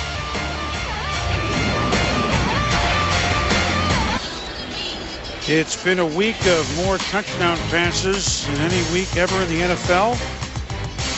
And we got 6 in this game. 4 from Phillip Rivers, 2 to Matt Schaub. You gotta love the NFL these days. If you like throwing the football, if you like the passing game, the NFL is never been better. Now, if you like defense, it's not so good right now. It is almost impossible to play pass defense in the National Football League. These quarterbacks, they should get at least a case of WD-40 each.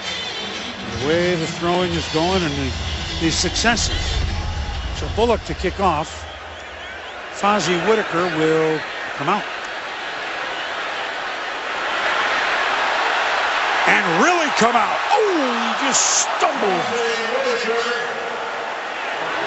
It still fights his way forward because he wasn't down. And he fights his way forward to the 30s. We like this kid. We saw this kid in the preseason game we did in Chicago. He fought his way onto the roster. He was not expected to make it. That's what preseason is for. Unsung guys making a contribution like a 42-yard kickoff return. We'll be back. ESPN's Monday Night Football is brought to you by Nissan, innovation that excites, and NFLShop.com. Get free shipping on orders today at the official store of the NFL. Welcome back to nighttime in San Diego. One of the great places on this country, or any other country for that matter. Great attitude, great weather, and tonight, pretty strong football team. They have 28-14. It's Phillip Rivers' second possession now in the second half. First one resulted in his fourth touchdown pass. Second, Eddie Royal. Going long. Antonio Gates, but broken up by Daniel Manning.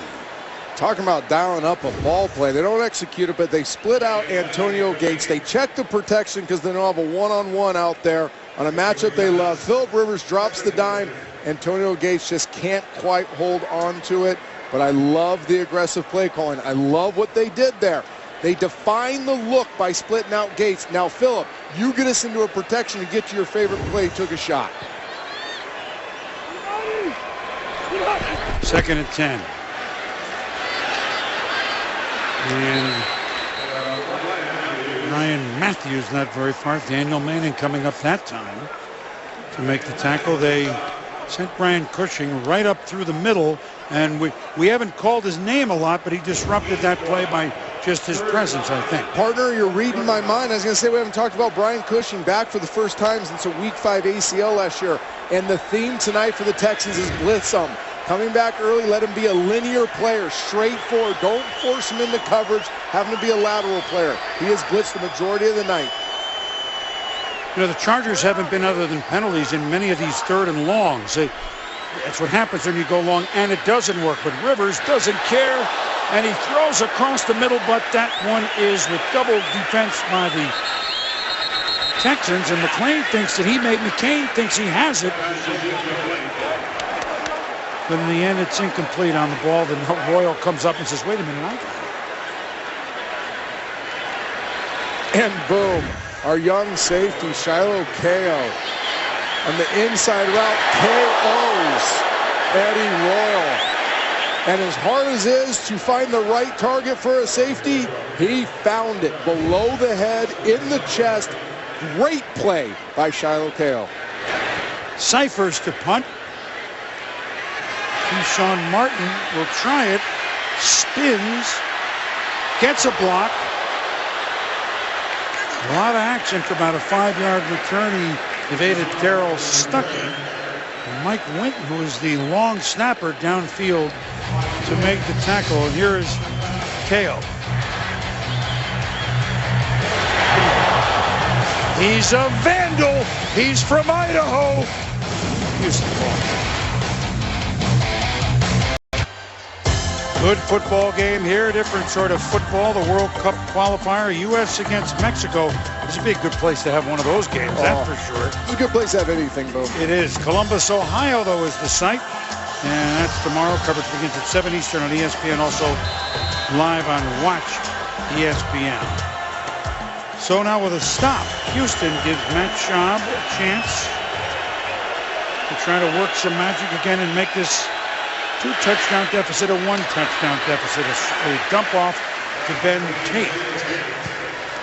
And he said it's a good place to have anything. You know, Eric Weddle there on the stop. I'm going to get into something here in a minute, but let's see what Houston can come up with here on a 4-yard pickup. 2nd and 6. I love what they've done at their tempo. It's not a no huddle, it's a sugar huddle, quick up, in, up, and out. Pass complete to who else? Andre Johnson for a 10-yard pickup. Johnson, remember last year, in a 2-game span against Jacksonville and Detroit, caught balls for 461 yards. Dominant. And what I'm saying about with in, up, and out is in the huddle, up the line of scrimmage, and get out. And it gets you defined looks, get you those matchups on the perimeter with Andre Johnson. First down, Shaw throwing, finding Hopkins for another first down.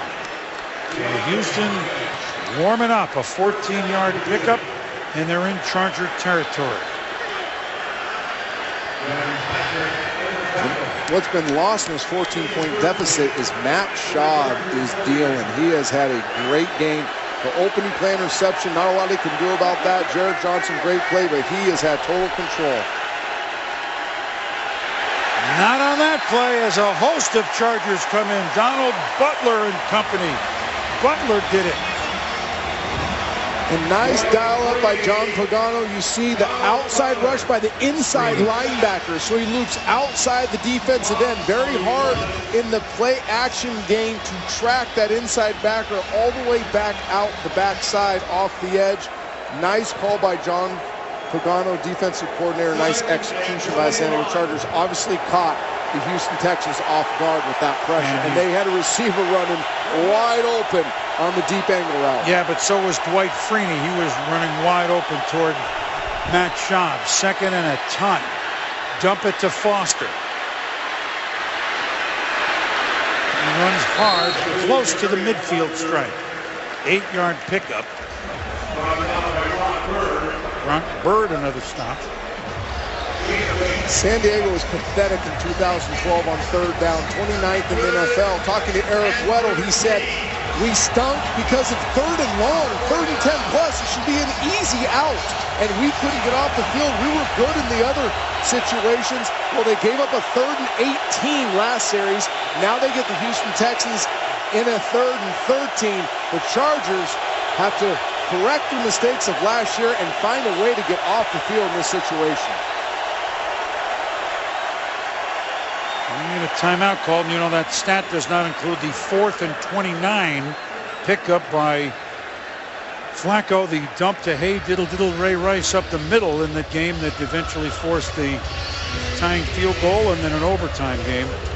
So the 3rd and 13. Just a quick aside while we're here. It's hard to go somewhere. He said it's a good place for anything. The Farmer's Almanac has predicted, right or wrong, they're interesting, serious snow where the Super Bowl is in New York the week of the Super Bowl.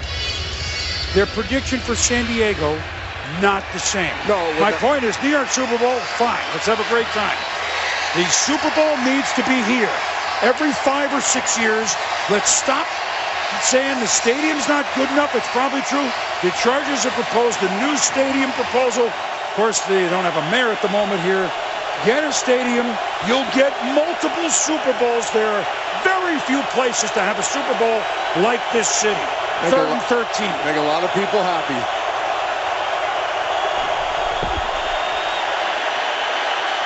Schaub buying time. Has the time.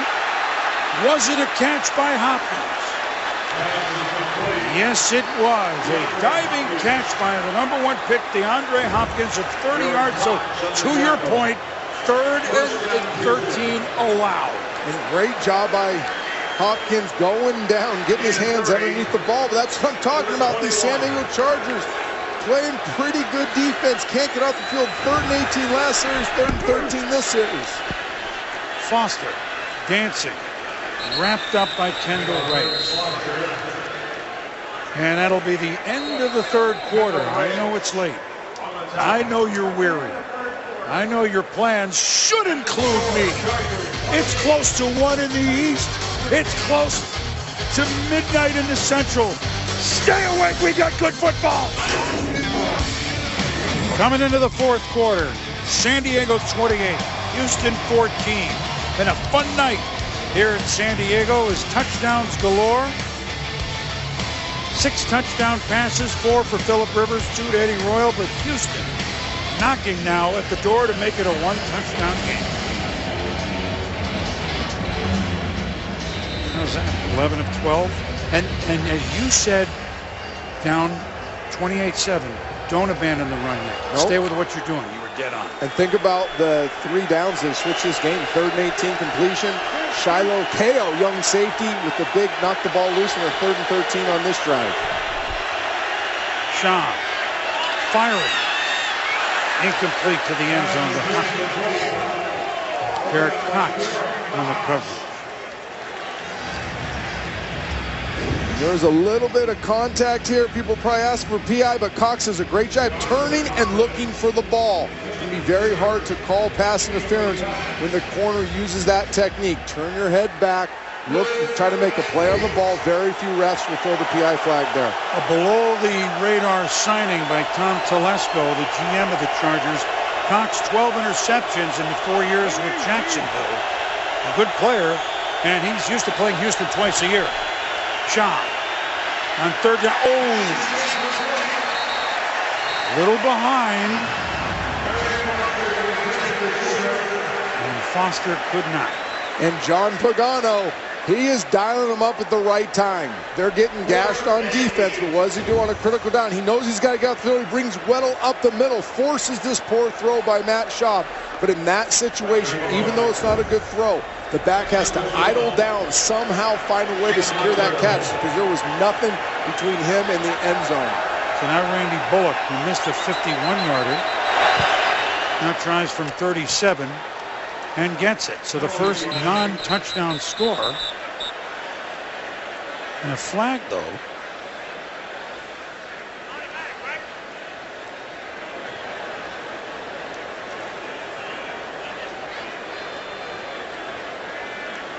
So referee is Scott Green. Personal foul, hitting the center, defenseless player, 92 defense, 15-yard penalty, first down. One of the areas where the NFL has really changed the enforcement of the rules on field goal block units. A defensive player, you heard it, he's given great explanations, Trent.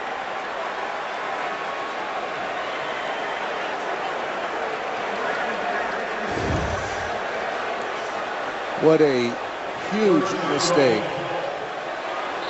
Finally, a team, one of these teams mans up in the red zone and gets a stop. It was 6 for 6 before that. They get off the field, force the field goal, and now give Houston the ball. Allow them to keep the ball and possibly go in and put 6 on the board. It didn't look from that angle unbelievable. You know, Trent, it really didn't. But Schaub, and right away goes into the end zone to Owen Daniels. So 3 touchdown passes, Schaub, all to tight ends, 2 to Daniels. And pending the kick, we have a 1-score game after the penalty on the field goal. And John Pagano brings the house again. He goes with the big pressure, but Matt Schaub sees the hot route by Owen Daniels. He knows he's hot in the flat. Brock Bird in coverage. Can't get there. Pitch and catch for the touchdown.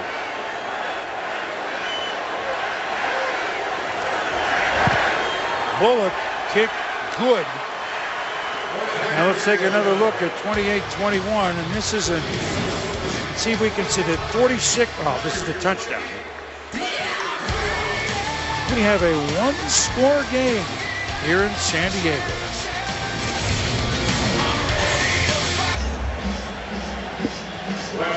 So the Chargers shaking their head. Cam Thomas flag, the nose tackle. We're going to talk to Jim Tunney about it in a moment, because instead of a 10-point San Diego lead, it's only 7.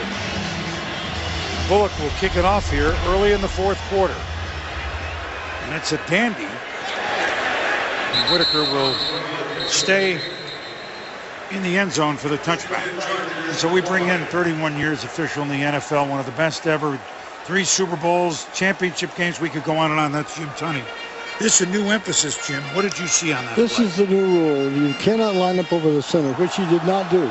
He was off the shoulder, but you can't attack the center like he did. It's a judgment call, but 92 just goes right after the center over the top of him, but he's a defensive player. Judgment call, he called it what he saw. Didn't make much contact, but you're okay with, it's either way. Yep, I'm okay with what he called. Now, so is Houston, who then immediately dumps Ryan Matthews for a loss in the backfield. J.J. Watt. So this is just, Jim, something that was an area of emphasis off-season, right? Every team, everyone was told about it. They want to talk about that center being a defensive player. He cannot protect himself, and you just got to leave him alone. You could slide by him, okay, but he went over the top of him. Even though not much contact. Well, it's a call that was made. It's in the rule book. It's being enforced to the chagrin of the Chargers. We always enjoy being with you. Don't go anywhere. We may have another one. McLean that time. And now all of a sudden the Chargers, who ran well in establishing third and not so many longs, but Houston's defense is manned up here, Trent, and forced a 3rd and 9 from the 21.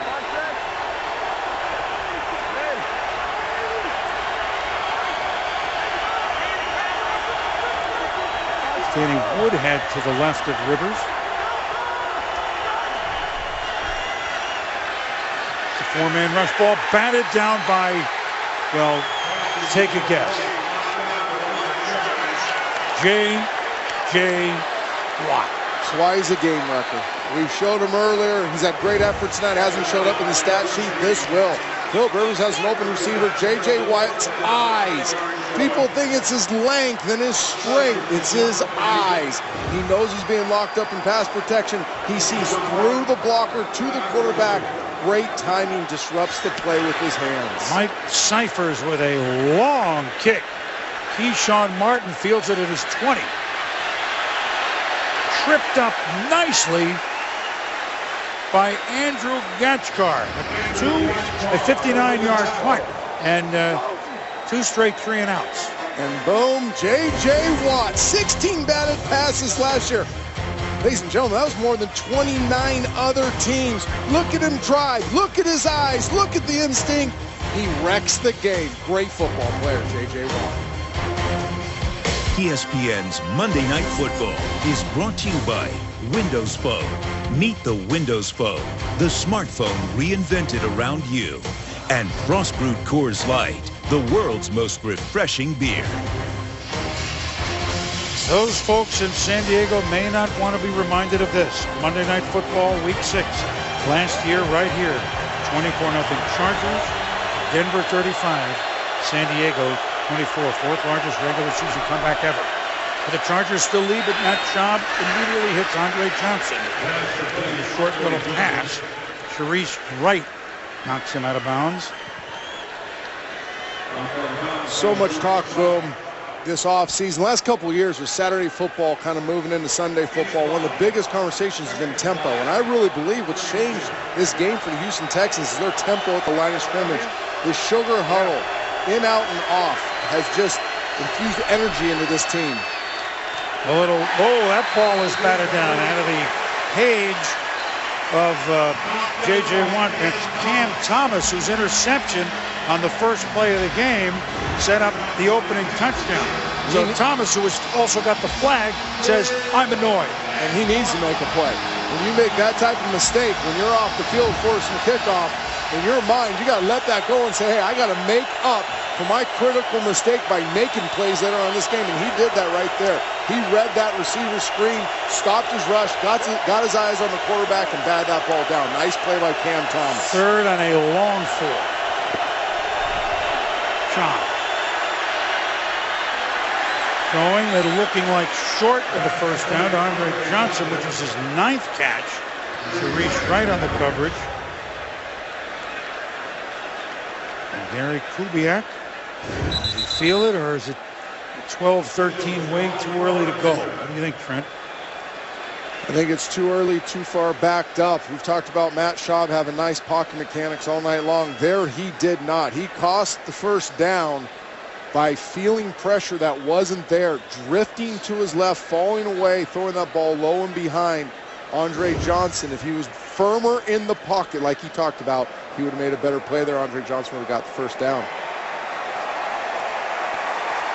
There's the measurement. And this is the right thing to do, I believe. Oh, yeah. I agree with you with 12 plus to go. And field position. I mean, even though you didn't score there for the Houston Texans, you still have momentum in this game right now. You're in a one-score game. You have dominated the second half after the opening drive touchdown by the Chargers. You've recaptured, like I said, momentum. You've got to punt the ball here and trust your defense to get you a stop.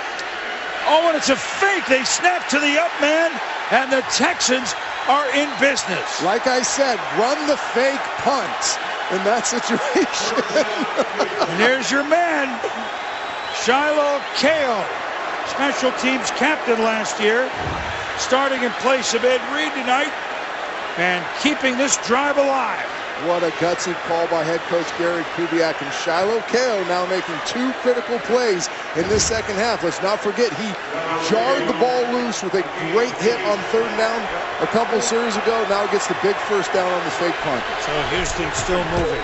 Shaw swing and a one-handed catch. Almost Marion Foster, almost like pawing it like, I'm dating myself here, Connie Hawkins used to palm a basketball. You're not even old enough to remember him. I'm not. That might be the only 1-yard gain that makes the highlight reels this weekend. For our producer, Tim Corrigan, you see, NBA was in my sights then, pal. 2nd and 9 now.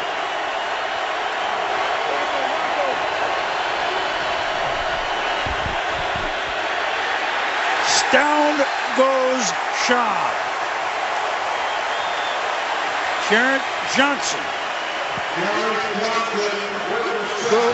Boom, not enough about competitive temperament gets talked about. Jarrett Johnson, right there. He senses his team needs a huge play. Think about it. They're off the field. Gonna kick a field goal 2 series ago. They get the penalty. Right there, they're gonna get off the field on defense. They get a fake punt ran against them. This defense is gashed. We're watching with their helmets off in breaks, and Jarrett Johnson's competitive temperament says it is time for me to make a play. Comes up with a big sack. Listen to this crowd trying to exhort that defense to that energy there, and there's a flag. Too much time. Delay of game, offense. 5-yard penalty, 3rd down. A little sloppy, Houston. So it's already 3rd and long, but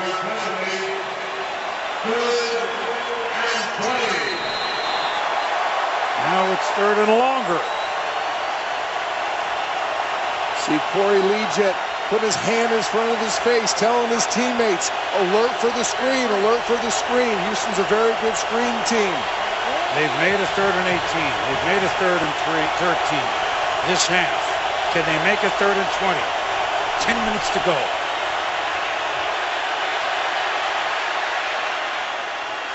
Drop, but it was going to be a long way for Arian Foster to get a first down.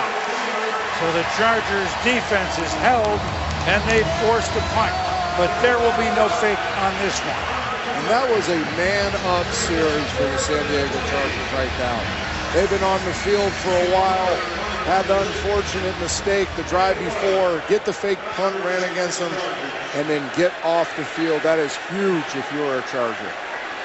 Shane Leckler, longtime Raider, first-year Texan. What a shot. Booms the punt. Eddie Royal inside his 10. Good coverage, Texan. Shane Leckler, another like Ed Reed. We're really going for it. We get one of the best punters. We get one of the best safeties. But the problem is, can they stop one of the best?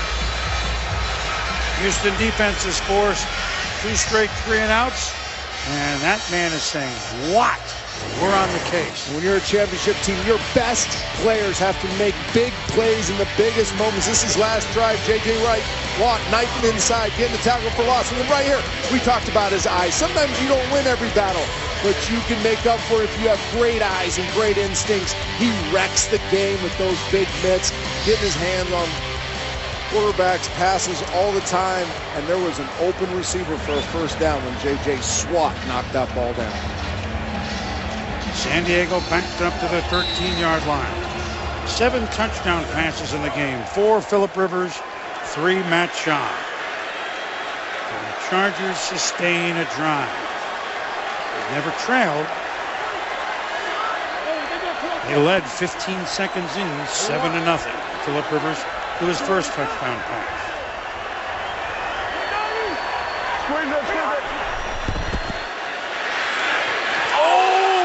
And it's picked off by Cushing. Cushing to the 5. Touchdown, Houston!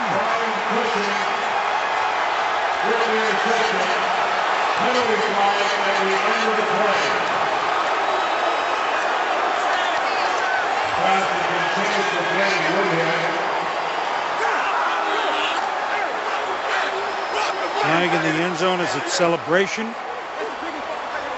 Let's see. After the touchdown, unnecessary roughness against the Chargers. The penalty will be enforced on the kickoff. Oh, boy. Oh, boy. Phillip Rivers looking for Danny Woodhead and finds Brian Cushing instead. We said he had a quiet night, Trent. Not so quiet anymore. And it looks like he catches the ball, has the awareness to get up and finish it off in the end zone. But what a great play by Brian Cushing even before he catches the ball. He frees up on a blitz. Phillip Rivers has to throw this ball hot to Danny Woodhead because the overload at it empty. But Cushing, sensing that that hot throw is going to come to that side, frees up and goes and lurks Phillip Rivers and makes an incredible play. And they review every score, which is what they're doing. But it certainly looked like an interception and a touchdown to us, but we'll let them decide. My goodness.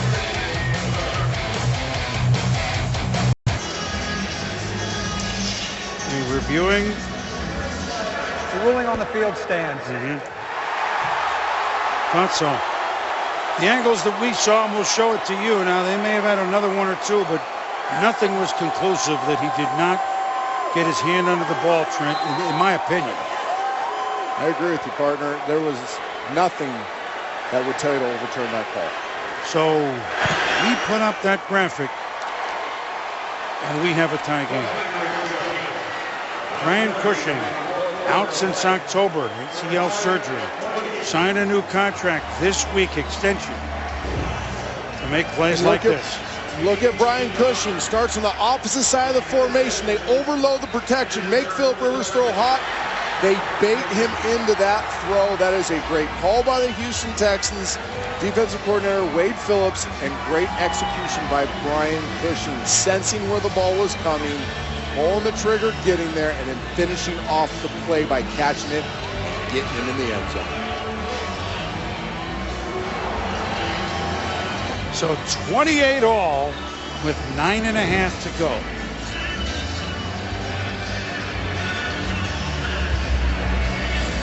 Phillip Rivers talked to us about it. He said it in the preseason when we talked to him, now here in the regular season. He owned, hey, I made some plays that cost us games.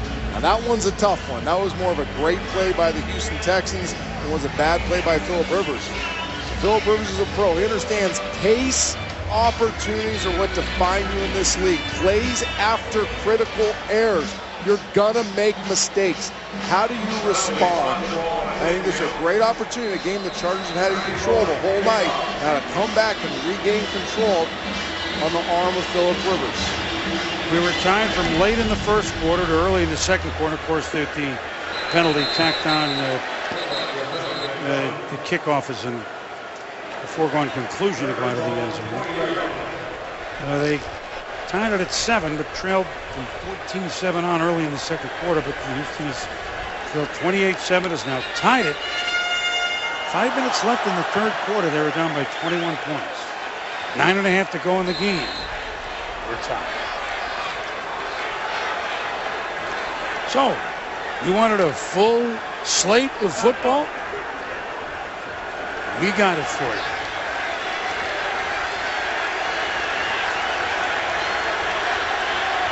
Rivers return to change the play. First 10 from the 20.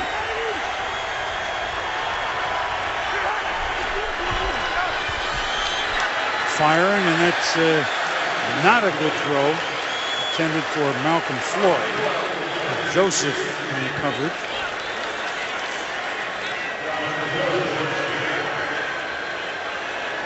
And all of a sudden, a quiet Alcon Stadium. Nothing a couple of first downs couldn't cure. They've been 2 3-and-outs and a pick 6. That's been the last 3 series. San Diego. Rivers behind Floyd. Incomplete. Joseph again on the coverage. Tight coverage. Houston Texans coming out playing some dime now here in the second half. Good coverage underneath, ball thrown a little bit behind. 3rd and 10 in this situation after momentum has totally shifted. Somebody has to step up and make a big play. It's not going to be easy here. You need great protection. Dial up the right play. Chargers can regain momentum with this right now. 3rd and 10. Rivers. Oh, and off the hands of Eddie Royal, incomplete, and a Charger punt. And just as I was saying, somebody has to step up and make a play. Phillip Rivers delivers a perfectly thrown deep corner route. Eddie Royal does a great job winning on the route and loses concentration, drops the ball. This is how teams beat themselves. Mike Cyphers to punt.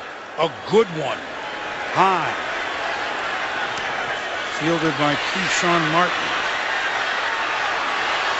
Almost does his best to get away from 4 Chargers.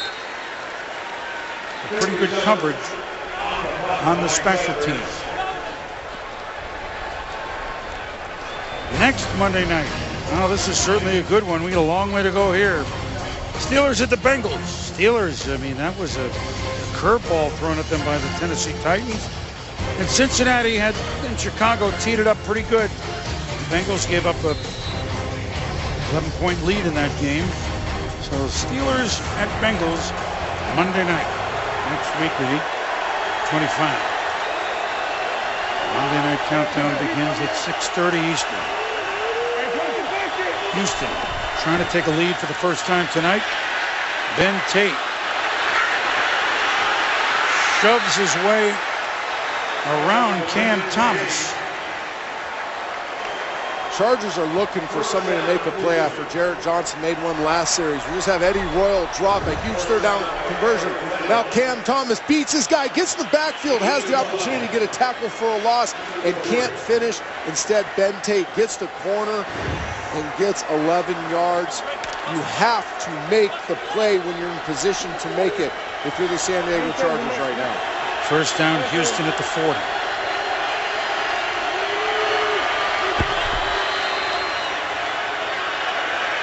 And a nice alert throw by Schaub to Hopkins for another Houston Texan first down. 12-yard pickup. Nice job by play caller and head coach Gary Kubiak. Coming with the action bootleg. Dwight Freeney free. You may think that's silly, but because he's free, Matt Schaub gets a little separation with the drift, has the wide open receiver in the flat, moves the chains again. Great play call by Gary Kubiak. Into Charger territory now are the Texans at the 49.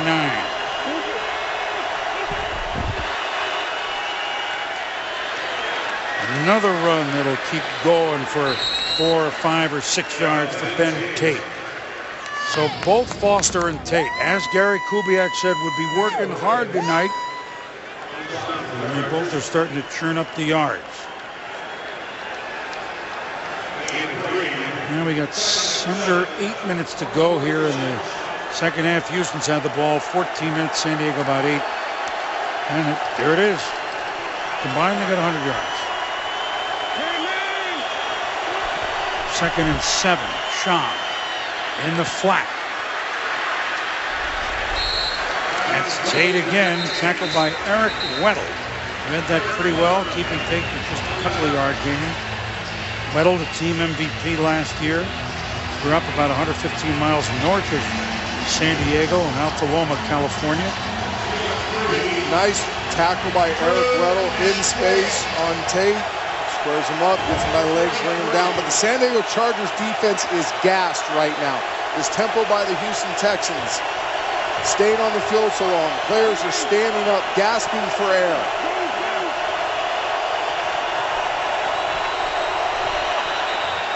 Whistle, flag, illegal motion, Houston. Brandon Brooks, it looks like. False start, offense number 79, 5-yard penalty. That's the second-year right guard from Miami of Ohio. Here it is.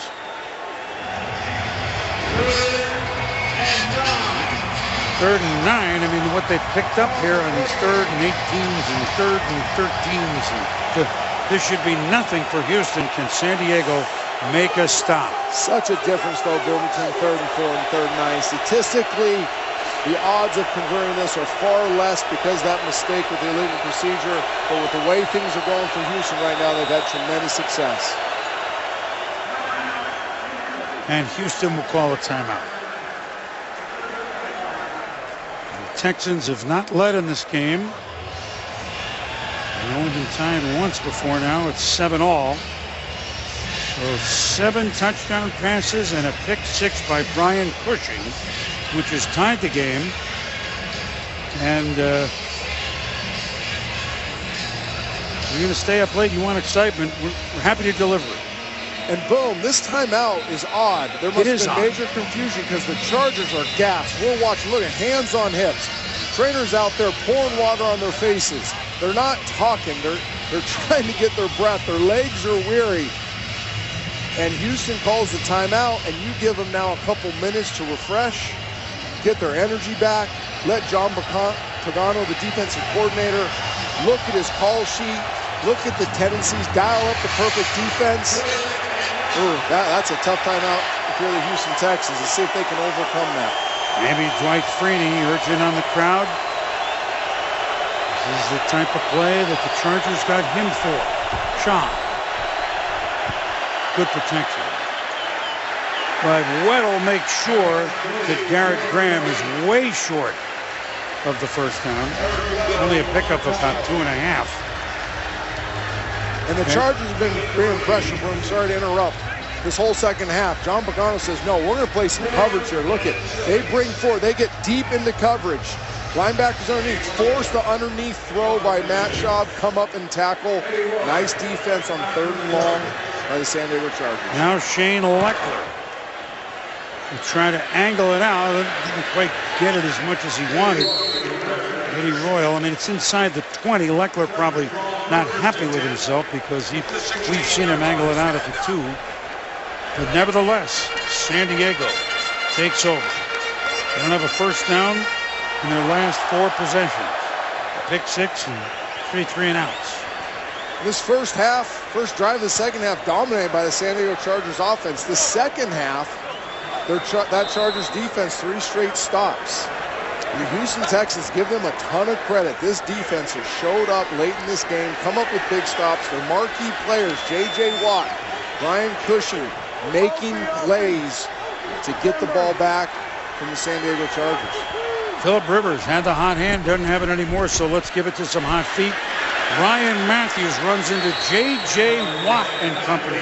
Matthews, who ran well early, haven't heard from him much. And Watt makes sure he doesn't go anywhere. And look at the movement up front. Cushing comes on the blitz. J.J. Watt with the swim move.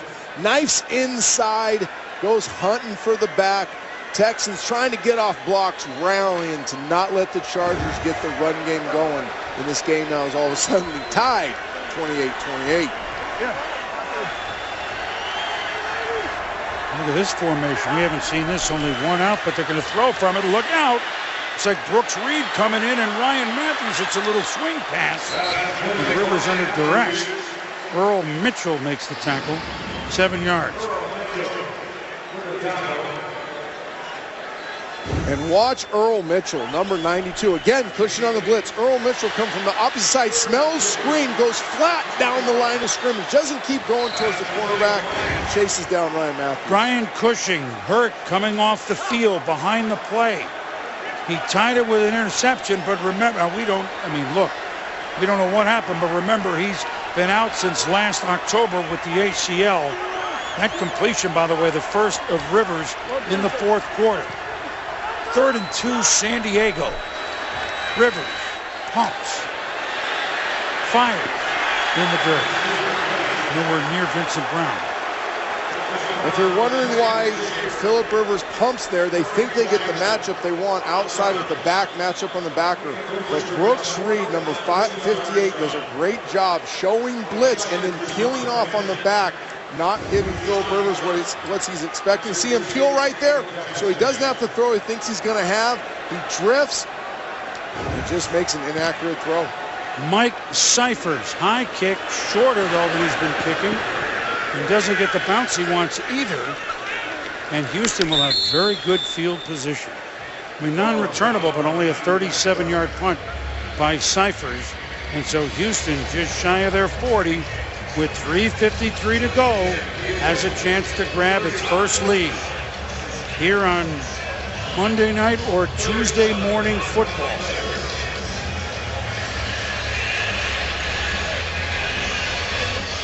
How about the Houston Texans in the second half? They have the expectations of going to the Super Bowl. Super Bowl or bust has been their mantra. They get down 28-7, show a champion's heart, fighting back into this game with gutsy play calling, big plays on offense, and great defense. Shaw. Daniels evades a tackle once, and then by the time he is brought down by Sharice Wright, it's a Texans first down. That's a tight end out there, ladies and gentlemen, on a corner. Should be an athletic mismatch for the corner. But Owen Daniels with the nice lateral move, sticks his foot inside, gets back outside, and gets a nice chunk gain. The Houston Texans do as good a job as anybody utilizing their tight ends. Last year they had led the league with 772 plays using 2 or more tight ends. Right at the midfield stripe, Schaub, Andre Johnson holds on and fights for another couple of yards in front of Wright. Pickup of about 8. This up-tempo offense gets some defined looks outside.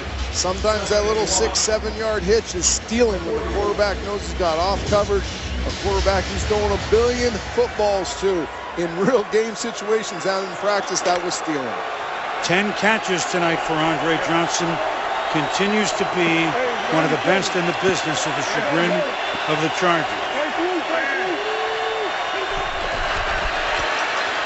Now they'll run it, and Foster will pick up a first down. And I believe that this should be the 8th time in his career that Andre Johnson has 10 or more catches for at least 100 yards. Now you're saying something, by the way. First down, Houston, San Diego, 38.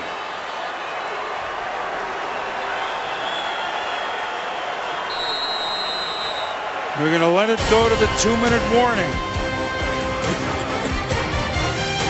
Hang around.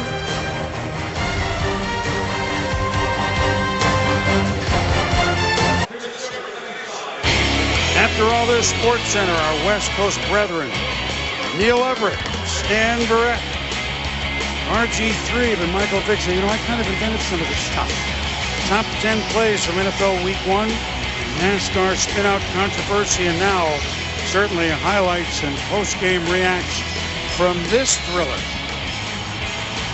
Sports Center coming up next. Those guys do such a great job out west, up late all night. I certainly have enjoyed them through the years. I know you have too. I hope you're enjoying this. 2 minutes to go, 28 all. Matt Schaub and the Texans at the San Diego 38. Arian Foster. Good sliding effort made by Marcus Gilchrist, the strong safety. Timeout, San Diego. Trent, we started fast and we haven't stopped. And some key plays by the Houston Texans have changed this game. Let's not forget 3rd and 18. Matt Schaub with the firm up ball across the middle. Andre Johnson led to a touchdown. Cam Thomas, defense thinks they're off the field, forced him to a field goal. Gets called for the personal foul. Next play, the Texans score, and then the great play by Brian Cushing. Reading Phillip Rivers' eyes, baiting him into the throw, extending, diving, catching the ball, jumping up and finishing the end zone. Let's not forget about Shiloh Kao with the big knockout hit that jarred the ball loose on a 3rd down. Another 3rd and 13 the Houston Texans converted.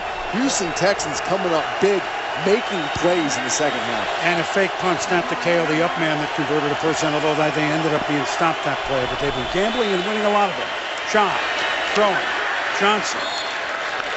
Short gain, but a gain nevertheless. And Cox giving Andre Johnson a ton of room playing off in that situation. Don't understand why in this situation you give that much cushion to Andre Johnson when you know you can't give up any more yards or you're putting yourself in a position to give up a game-winning field goal.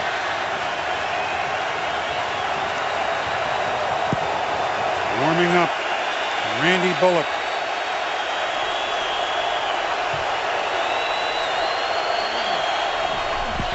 Shaw. Johnson. Clock still moves. Texans still move. First down. You gotta love this play. 9 stop. Now he's up pressed, but that ball's in the air, and you beat the coverage with the timing and the ball. Andre Johnson knows as soon as he puts that last foot in the ground, he's gonna turn his head, and that ball's gonna be halfway to him. There is no defense for a perfect throw. Critical moment.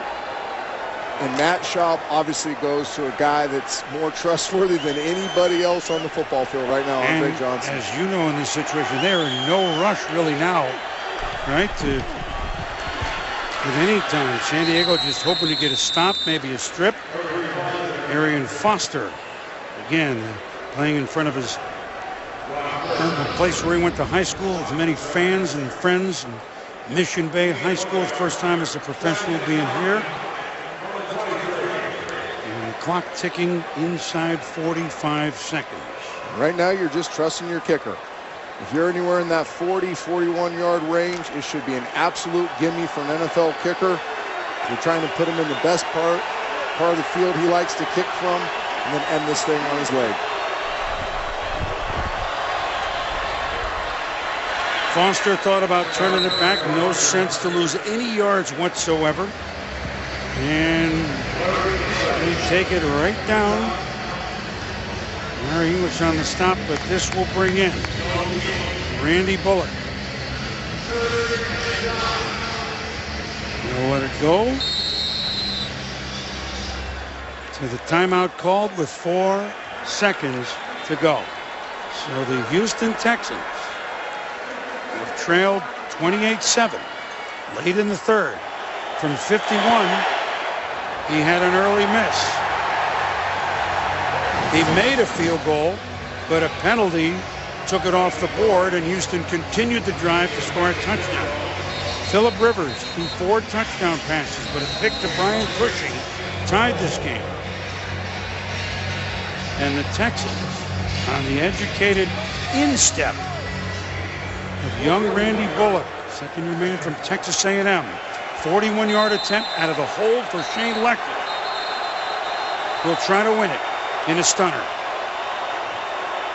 It makes sense, Boone, that Randy Bullock would want to be on the left hash for this kick. After missing that one with a hook early in the game, these right-footed kickers want to open up the goalpost by being on the left hash so they can aim inside that right upright, and if it does hook, it gives them more room to hook that kick in.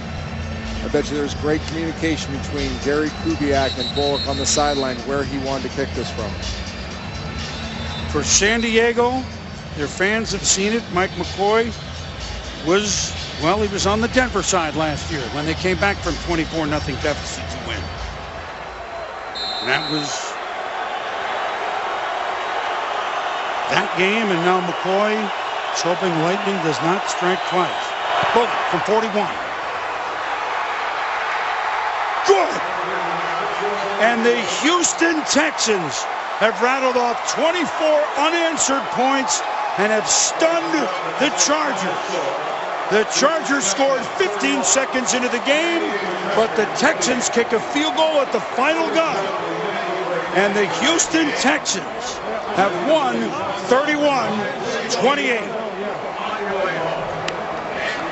An amazing comeback by the Houston Texans. They've talked about being a Super Bowl football team. That goes beyond talent. That goes beyond Pro Bowlers. That goes beyond scheme. That speaks to the soul. You have to have games, whether the first game of the year, mid-season, late in the year, where you fight through tremendous odds and do it with your soul. The Houston Texans showed great soul tonight in a comeback victory. New kicker, new holder. The result that everybody in Houston wanted. Randy Bullock, drafted a year ago in the 5th round to be the new kicker, put on IR during the preseason. So his first chance to deliver. And the kicker and holder from Texas A&M, both the veteran Leckler, the kicker Bullock, makes J.J. Watt and the Texans a 31-28 stunning victor. Let's go down to Sal Palantonio with the big fella. Sal? Hey, Boom, JJ, you guys came back in the second half. What was the difference for you defensively with the Chargers offense? You know, we kind of found our groove in the second half. We weren't really clicking in the first half. We weren't really putting things together. In the second half, we just found a way. And I think that's what I'm proud of with this team is even though it looked like all the odds were against us, nobody got down, nobody worried. We all just fought. And obviously, big play by Cush. Just heck of a game all around. Brian Cushing made that diving catch interception down here in the red zone. How big was that in a turnaround for you guys in the second half? Oh, massive. It was huge. Those drives in the fourth quarter were big for us. And obviously that play by Cush, I mean, I told him, I said, you earned that new contract you just got, buddy. It was a heck of a play, heck of a job by our defense getting off the field, and then obviously our offense putting the ball in. Wasn't the way you want to start the season going down 28-7, considering all the expectations you had. What was it like in the halftime locker room? What was being said to one another? You know, you never want to get down that big that early. But one thing it does show you is it showed us a lot about our team and our character and the guys we have. Nobody got down. In that locker room at halftime, everybody was just talking about ways to come back out in the second half and find a way to win. And I think that tells us a lot about the type of guys we have and a lot about the character of our organization. And I'm proud of the heck to be a part of this team, and I'm happy for this win. But we're going to clean some things up the rest of the way forward. Hey, man, way to start the season. Thanks. Stay healthy. Thank you. I will. Boom, back to you. J.J. Sal, thank you very much. So, Trent, no first downs allowed by the Texans on the last 5 Charger drives. Great defense by the Houston Texans. Their best players making most critical plays. J.J. Watt knocking down the 3rd down pass. Brian Cushing with the huge interception for a touchdown. But bigger than their players, bigger than all that other stuff, the character J.J. Watt just talked about. I talked about the soul. To be a champion in major sports, professional sports, it goes beyond talent. It speaks to the heart. The Houston Texans had great heart tonight. That's why they won. It's easy to win when you're way up. Not so easy when things look like everything is going the other way. It's a team that started 11-1 a year ago. They won the division again. They want to play into deep January. They played deep into the night in early September. They came out a victor. It's been a blast. Tim Corrigan, Mike Schwab, the whole crew in the truck, thank you. It's been fun. Trent, Sal, thanks. The Texans 31, the Chargers 28. Houston coming from way back. I'm Chris Berman. Thanks for watching Monday Night in San Diego. Here's Sports Center. ESPN thanks you for watching this presentation of the National Football League.